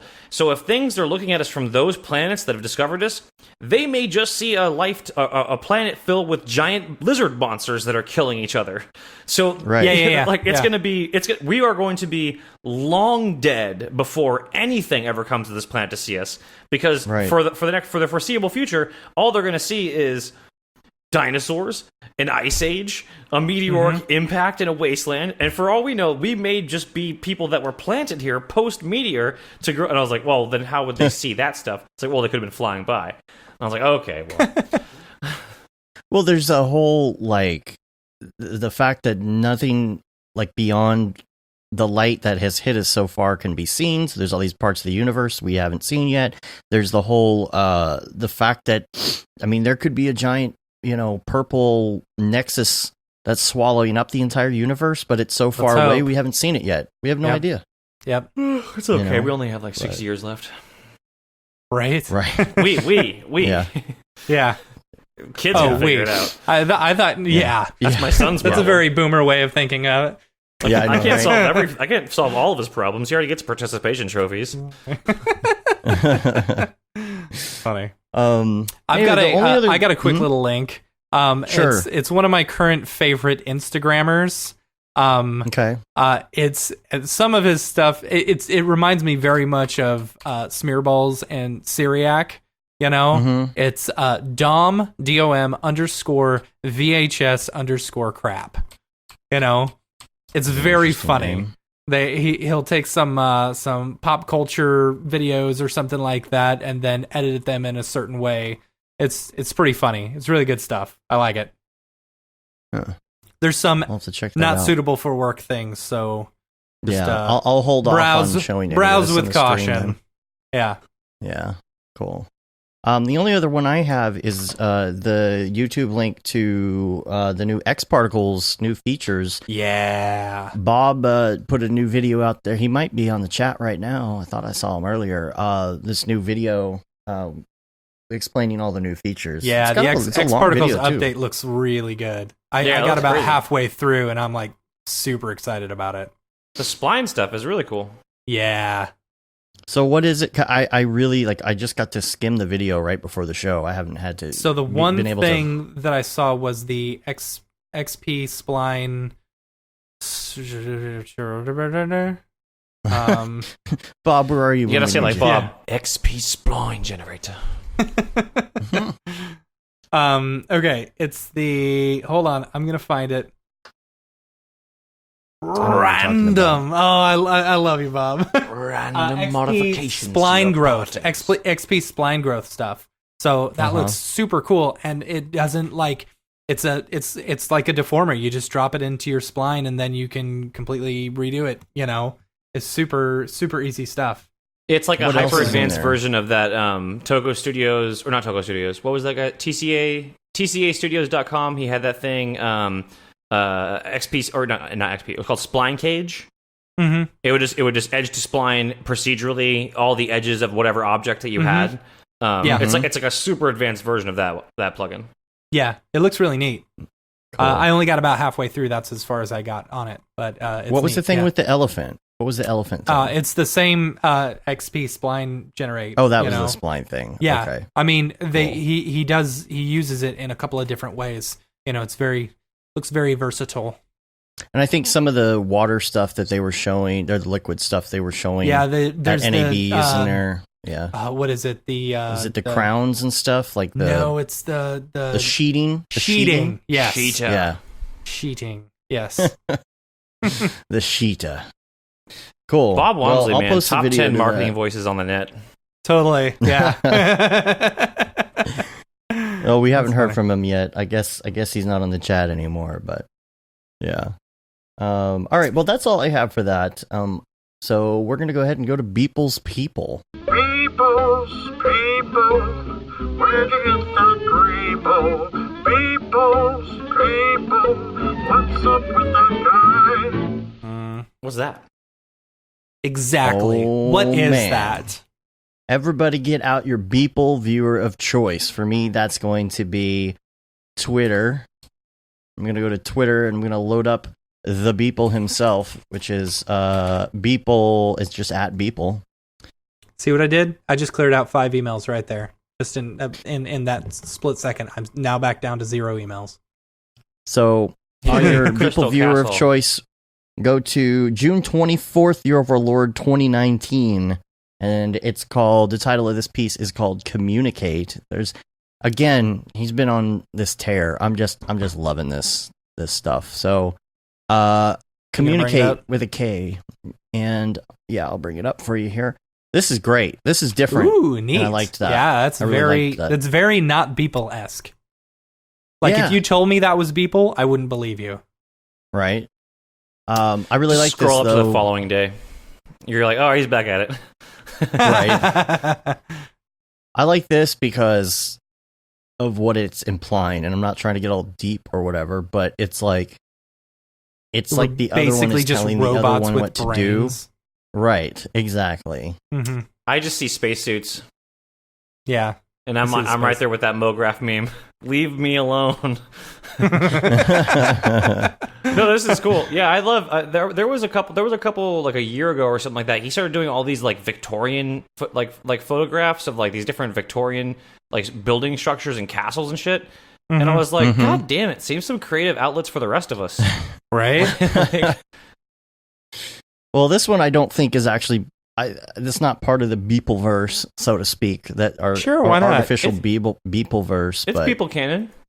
it's more Yeah, of a totally. it's more of a staple, or more of a statement. Mm-hmm. I think it's good. You know. I don't know. Um, Maybe eventually, like the big Beeple people who are grown from the small Beeple people, like eventually they know they only need the brain of the big Beeple people, so they've created these spacesuits in a way. You know? There you go. Brains in jars, like Futurama. Right. Yeah. The next one. This is, man, there's so many good ones. Yeah. This isn't one of them, but here's Glow. I thought that was pretty cool. Yeah. Like a holographic digital strip club. There's Incursion, which is really cool. I like with that the one. skull. But the one I wanted to bring up was This June one was super 27th, cool. Yeah. Metropole Parasol. And man, I absolutely love this. Like, this is one of my favorites, I think, so Mhm. far. I love the Uh, colors. Inspired by an actual place, and I don't Yeah. know if he was actually there or he said in real life, so Yeah. I guess this is the picture that it came from, but absolutely love that. I love the design and the colors and Mhm. everything else, and look how many people he put in this. I know. It's a lot of Beeple people. It's a lot of people. Yeah, where's he getting all these people from? I need a library. Turbo like Squid. that. Do you- He has do a you think library. this is- He has a freaking huge library of like just Yeah. stuff. I know. Do you think this is Octane Scatter for the people? You think he just put Probably. a whole bunch of things in a null? I'm and sure he scattered them? did. I'm Yeah, sure you've he watched did. him do enough live dailies to know that's how he did it. Yeah. Right. Yeah. Yeah, I like what he did with the colored trees as well. Mhm. Yeah, just really liked that. I don't know why. But and the and lastly, June 28th, Keanu Fried Church. What was Keanu the Fried Church. The what? What was the captioning on that one? It just said live at La Galleria Rojo. Okay. At the Red. I don't know. Is it a real place? I don't know. I'm curious if KFC came to him and said, "Hey, we'd like you to do a daily for us. We'll pay you," because KFC has been into these really weird smear balls. Oh yeah, smear balls just did a bunch of stuff with them, right? Yeah. So it's like, here, people, we'll pay you some money to make a KFC thing. Well, let me ask you this. Oh, he's in Spain for a workshop. See, that makes sense. Yeah. So maybe he always manages to get the travel stuff like to influence. I wonder if Keanu Reeves is there. I doubt it. Okay, so this John is the big Wick question. 2 the other day, man. It was really good. How does this particular thing though tie into the Beeple universe? This is a hard one to tie in.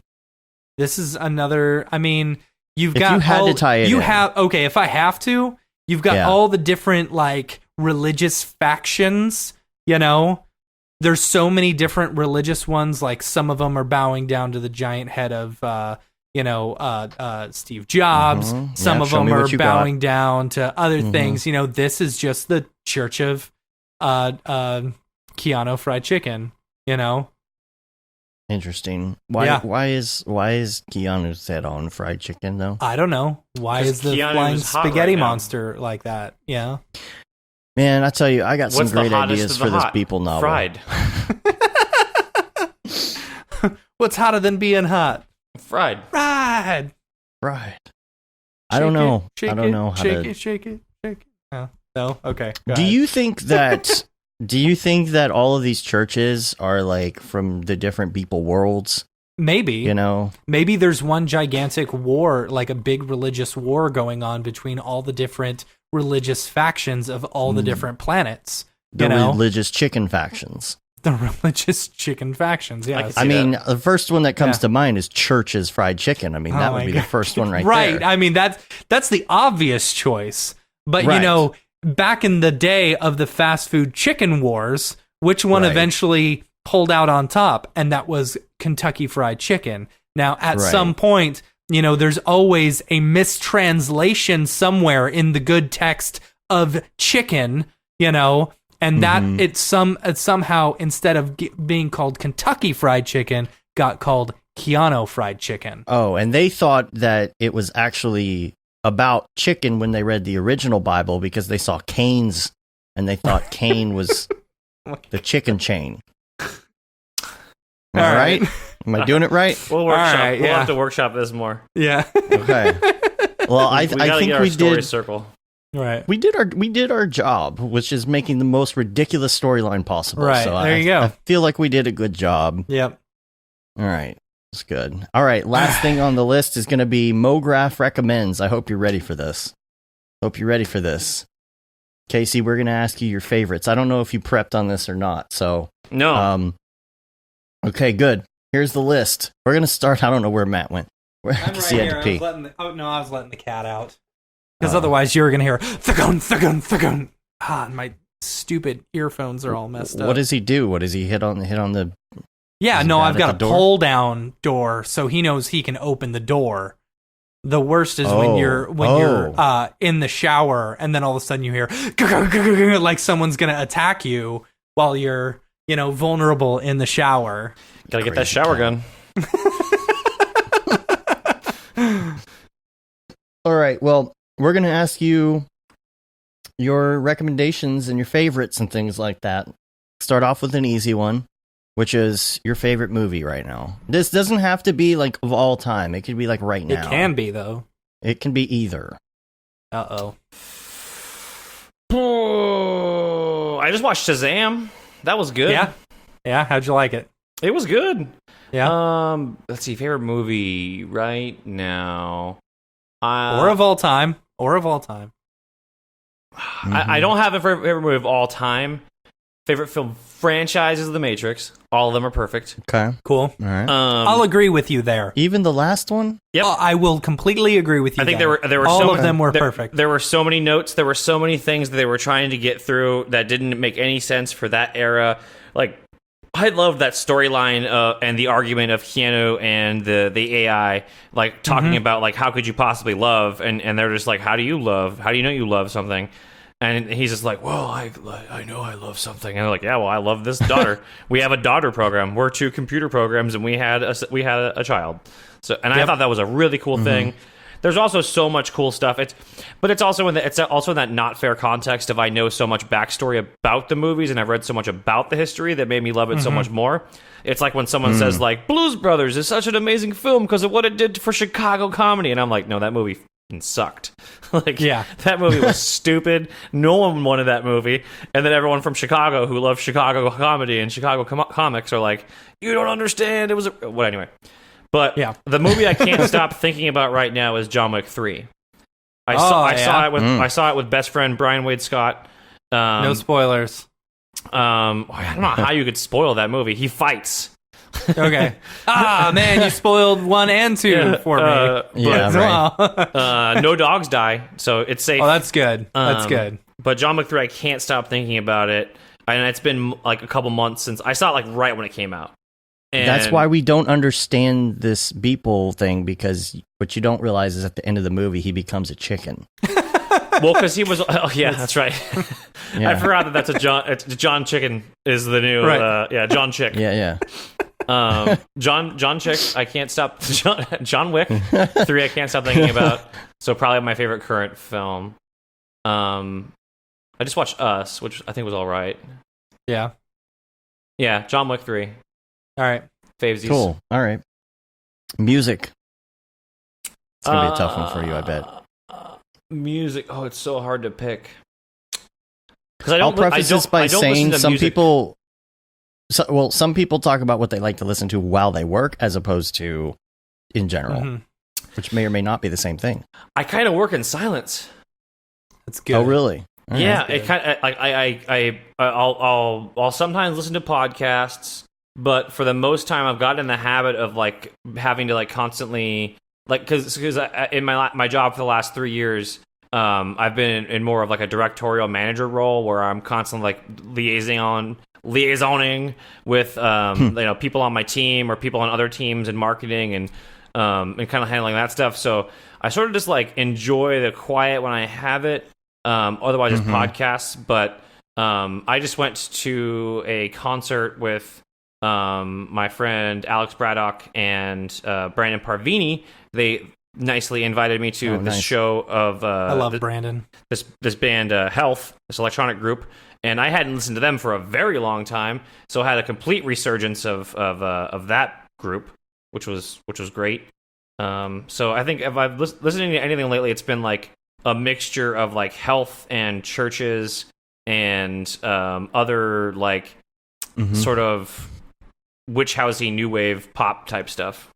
Cool. Churches spelled CV. How do you spell CV? CHV. If you search Churches band spelling however you want, it'll show up the links. That's interesting because I would not have seen you as that type of music.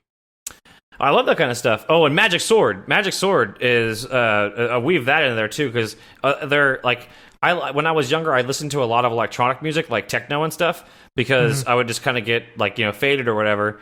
And just like zone out and like imagine like epic anime battles and stuff happening in my head.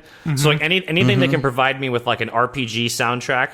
Like if I go out running, I'll throw on like Health or Magic Sword or something without a lot of vocals that starts at one point and then builds to a threshold and then drops off. And like I'll just go run to like 4 songs that are just like epic build-up music. And then I listen to a lot of metal too, like Nails is one of my favorite metal bands. Mastodon, just a lot of metal. Word. See, I listen to everything. Like if I'm really trying to get in the mood to jam, I'll just like, hey Siri, play a Hall & Notes radio station. And then just yacht rocket into the early morning. I've been getting into the whole... I mean, I've been in the whole chill hop thing, but I've been getting into the whole, like, take a Bluetooth speaker and put it in the corner. And in Windows, you can assign different apps to different audio devices. So I just have the very light chill hop going in the corner or light rock going every once in a while. I don't know why it makes me feel good, but it does. I have been listening to and you're gonna think I'm so stupid, like super pop punky like stuff from like when I was in high school. Like I've been listening to Blink 182, Take Off Your Pants and Jacket, and Enema of the State like nonstop for the past like week. I love Dude, those albums. yeah. I mean, it's I don't know. Might be some good- I some good do a little, times. and, I'm on. I like that stuff too. I mean, again, I'll listen to like I'll go through like a phase where I'm like, I want to listen to a bunch of Modest Mouse today, or I want to listen to a bunch of Cursive today.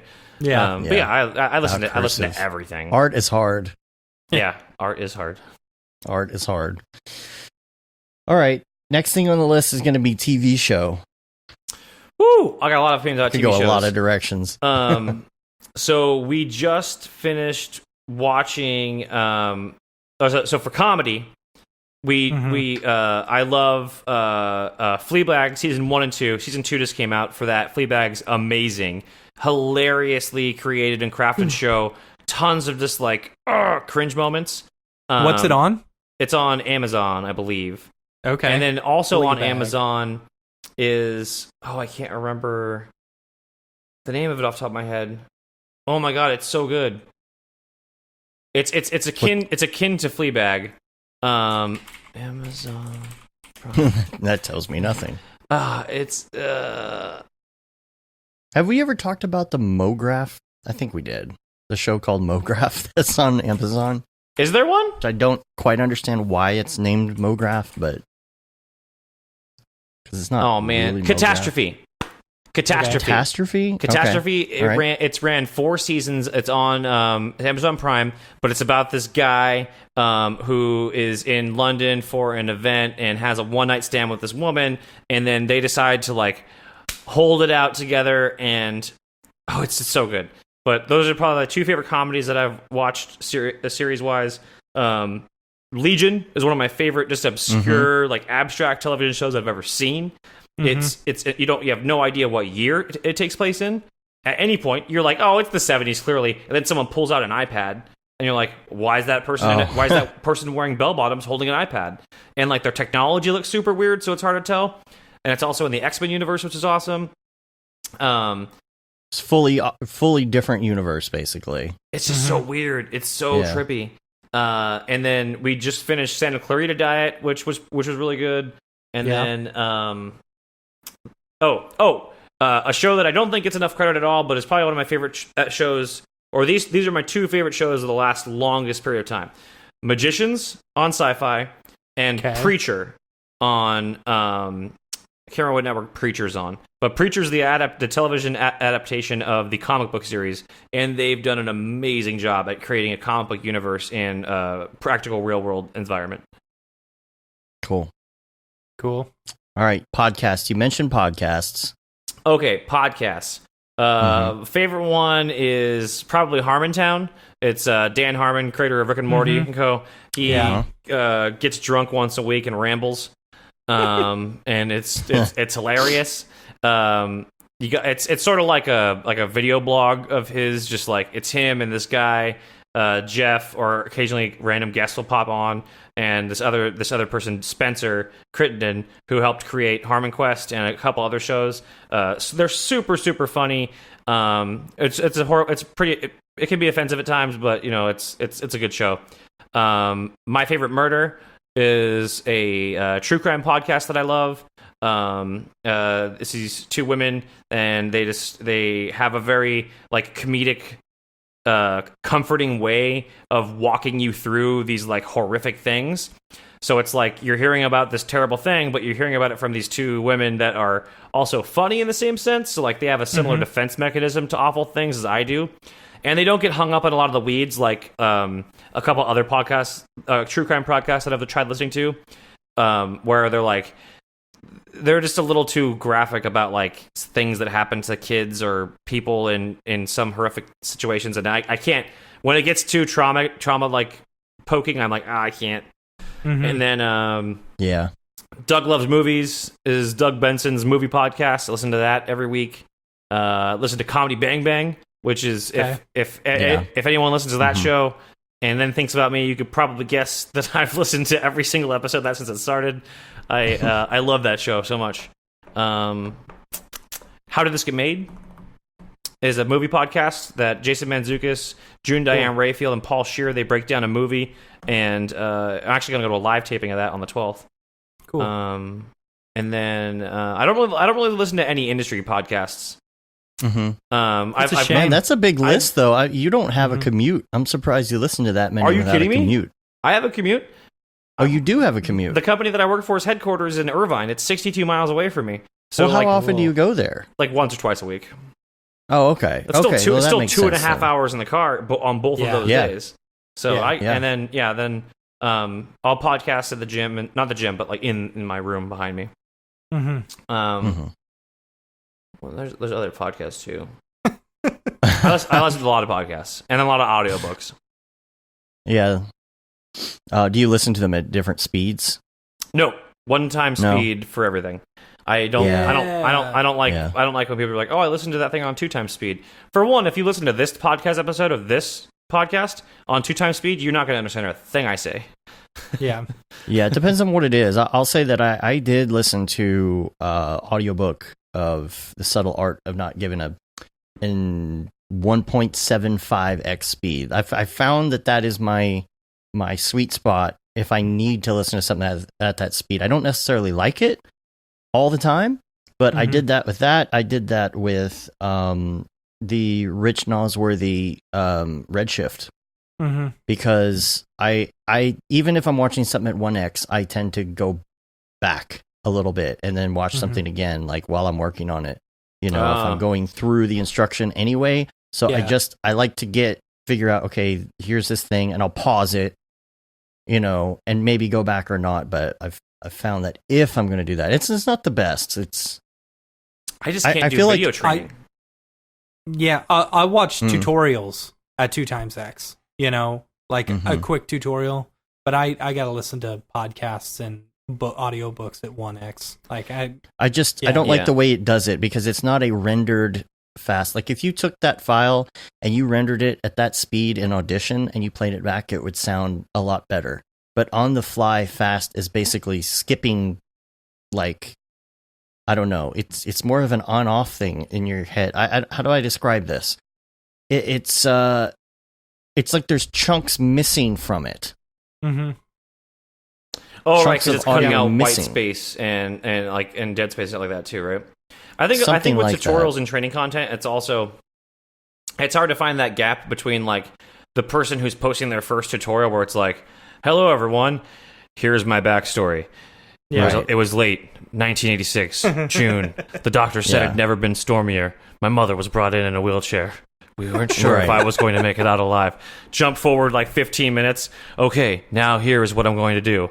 I'm going to open a new document." It's like, whoa, we should have opened with a new document already open and said, like, look, basically, if you're doing a video, posting a video tutorial, go to the Insidium video manual and click on like XP Shatter or something, and then watch the XP Shatter tutorial where it's like, we're going to create an XP Shatter node, apply our object to it, hit shatter, populate particles, and now we have the ability to modify the setup. Thanks. Yeah. Every tutorial needs a TLDR version for those who get all the background and just want to know, I got to do it that way. Okay, cool.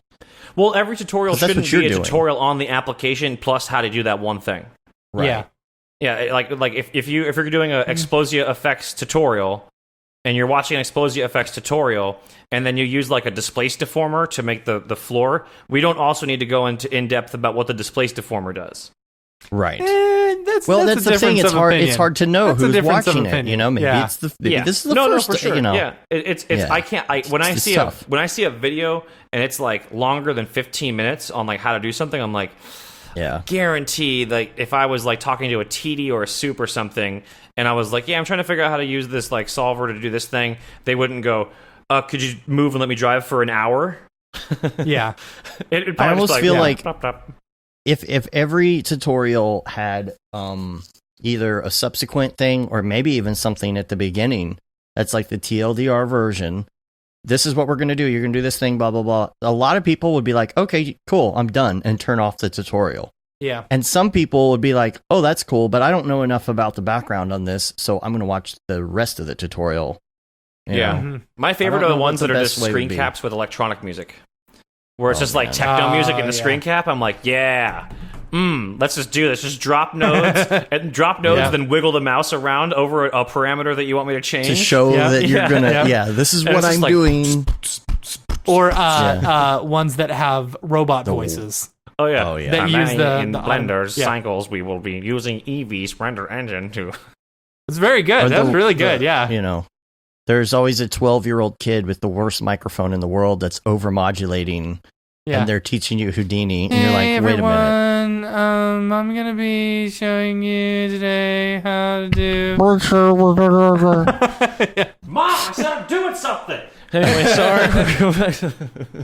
Make it a tutorial. It's funny. Yeah. Anyway, next would be plugin. What's your favorite plugin you're using right now? My favorite plugin that I'm using right now. Mm-hmm. I mean, it's X Particles. I don't really have any other plugins. Like I'm pretty much whenever I use Cinema, I just Yeah, I was gonna like, say do you have you're do probably you have- just a big XP guy. yeah. A lot of people say that actually. That's Do what you Chris said last week. It's because it's like a necessity for Cinema 4D. It's just the missing module. Yeah. It's literally the missing module, and at this point, it's become so advanced and so robust, like that there needs to be like House Maxon and House Insidium need to just come to the table and figure out how to make these two things just like I know. stick together already, because it's basically just like how much is Cinema plus XP. Yeah. Like it's Always, the price yeah. just always goes up plus XP, because you're never going to run into someone or a project file that doesn't have Cinema, or that doesn't have X Particles in it most X likely. particles. Mhm. Yeah, it happens a lot. It's It's just becoming self-aware. yeah, no, it's taken our jobs. Ticker jibs. Yeah, so whatever render yeah. engine I'm playing around with in the X Particles. How about headphones? Headphones, I like these Bose Sure Comforts. Mhm. In ear. I can they're in ear. I can wear them all day. And then I have when I need to break out the big uns, I've got these. They're plugged in and stretched back, but I have the Razer Kraken 7.2.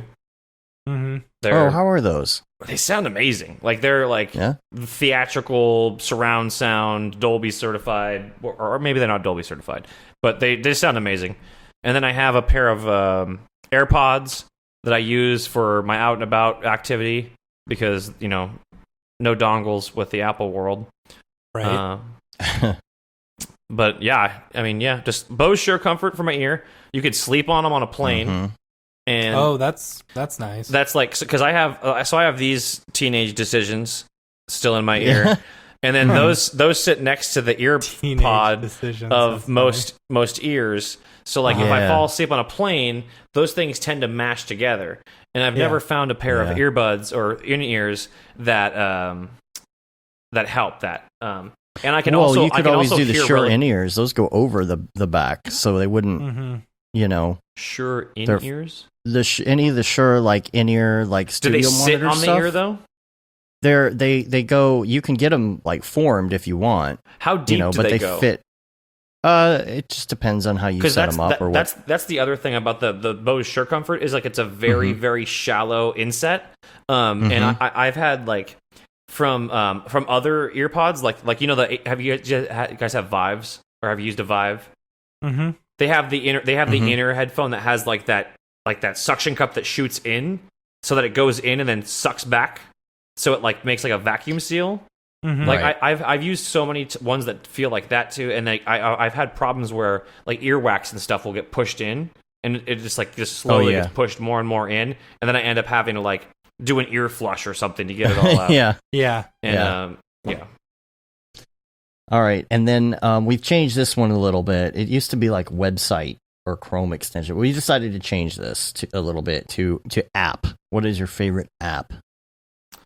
My favorite app. Let's see. The go-to app that you're always clicking on your phone. Instagram's probably really up there. I'm not as active as I like to be on Instagram, but my wife constantly sends me funny stuff. If it's not Instagram, it's Twitch.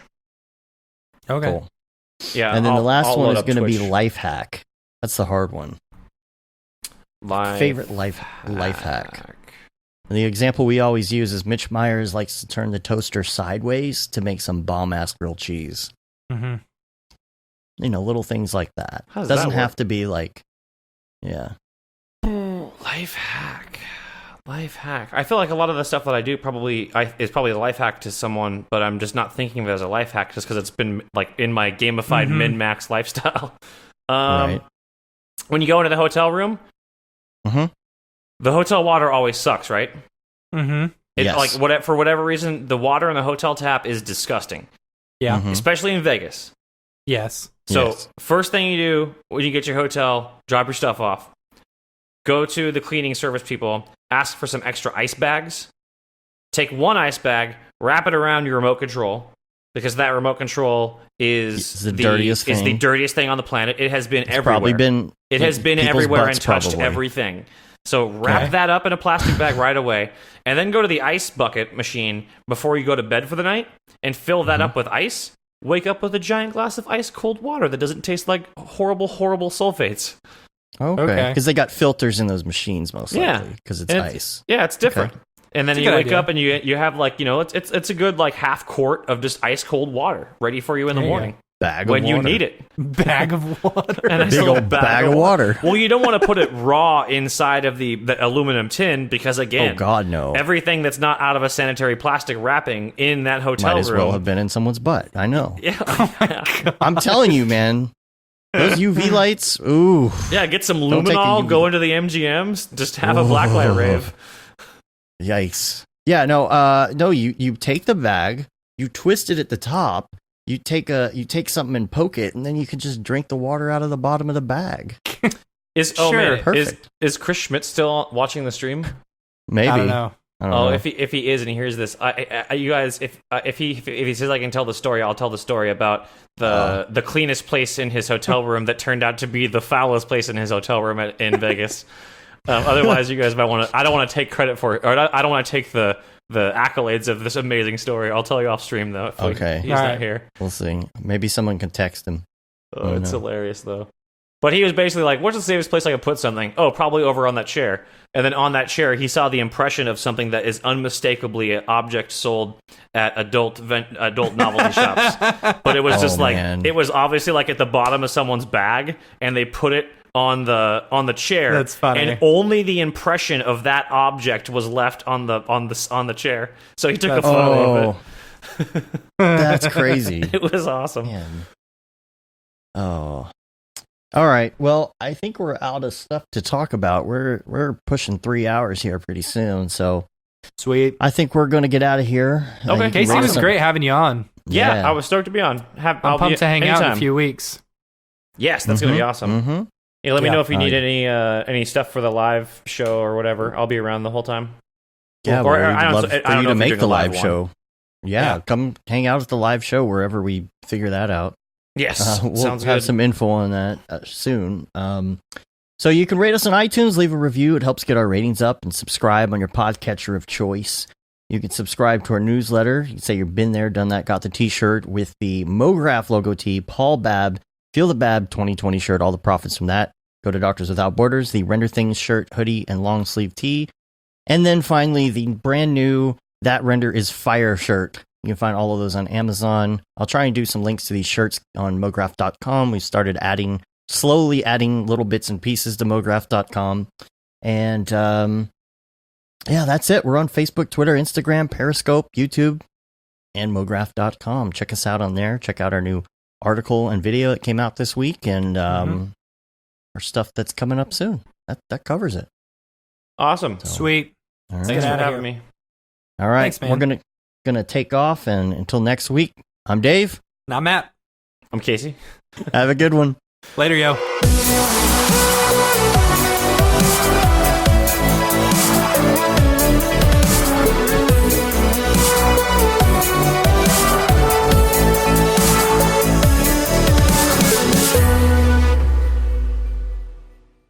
pretty good, I guess.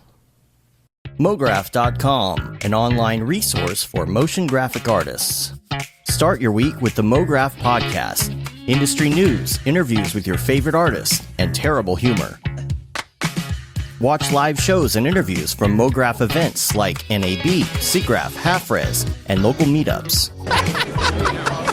Our Mograph Talks feature live demos and motivation from artists all around the world. Sometimes you gotta make stuff that you're not gonna put on your reel, and I'm not here to judge. What if Rick and Morty show up for the countdown at midnight? That's where I peaked in life, in my career. We gotta stop this thing, Rick! It's gonna kill us all! Hear from the people that create your software, design your render engines, and artists that are changing the face of modern motion graphics. You get that render done. Yeah, you better frame what? Mograph tutorials and online classes will teach you about Cinema 4D, After Effects, as well as other popular software and render engines. Throw in the HDR Studio, take the render settings, pick the HDR, put in a reflection, and gorgeous. Branch into new software. Learn time-saving tips, techniques, workflows, and lessons that'll keep you up to date in the world of motion design. Oh, brother, those are some of my favorite elves. I love projects that scare me. When our art director comes to us and asks for something that I had never done before, man, it gets me pumped.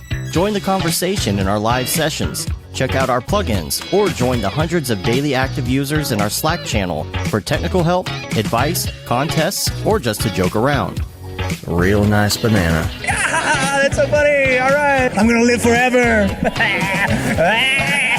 Subscribe today and get the latest updates on our YouTube and other social media channels. Take all your dreams and just do it! We don't care how you get here, folks. Just get here. Subscribe to Mograph.com.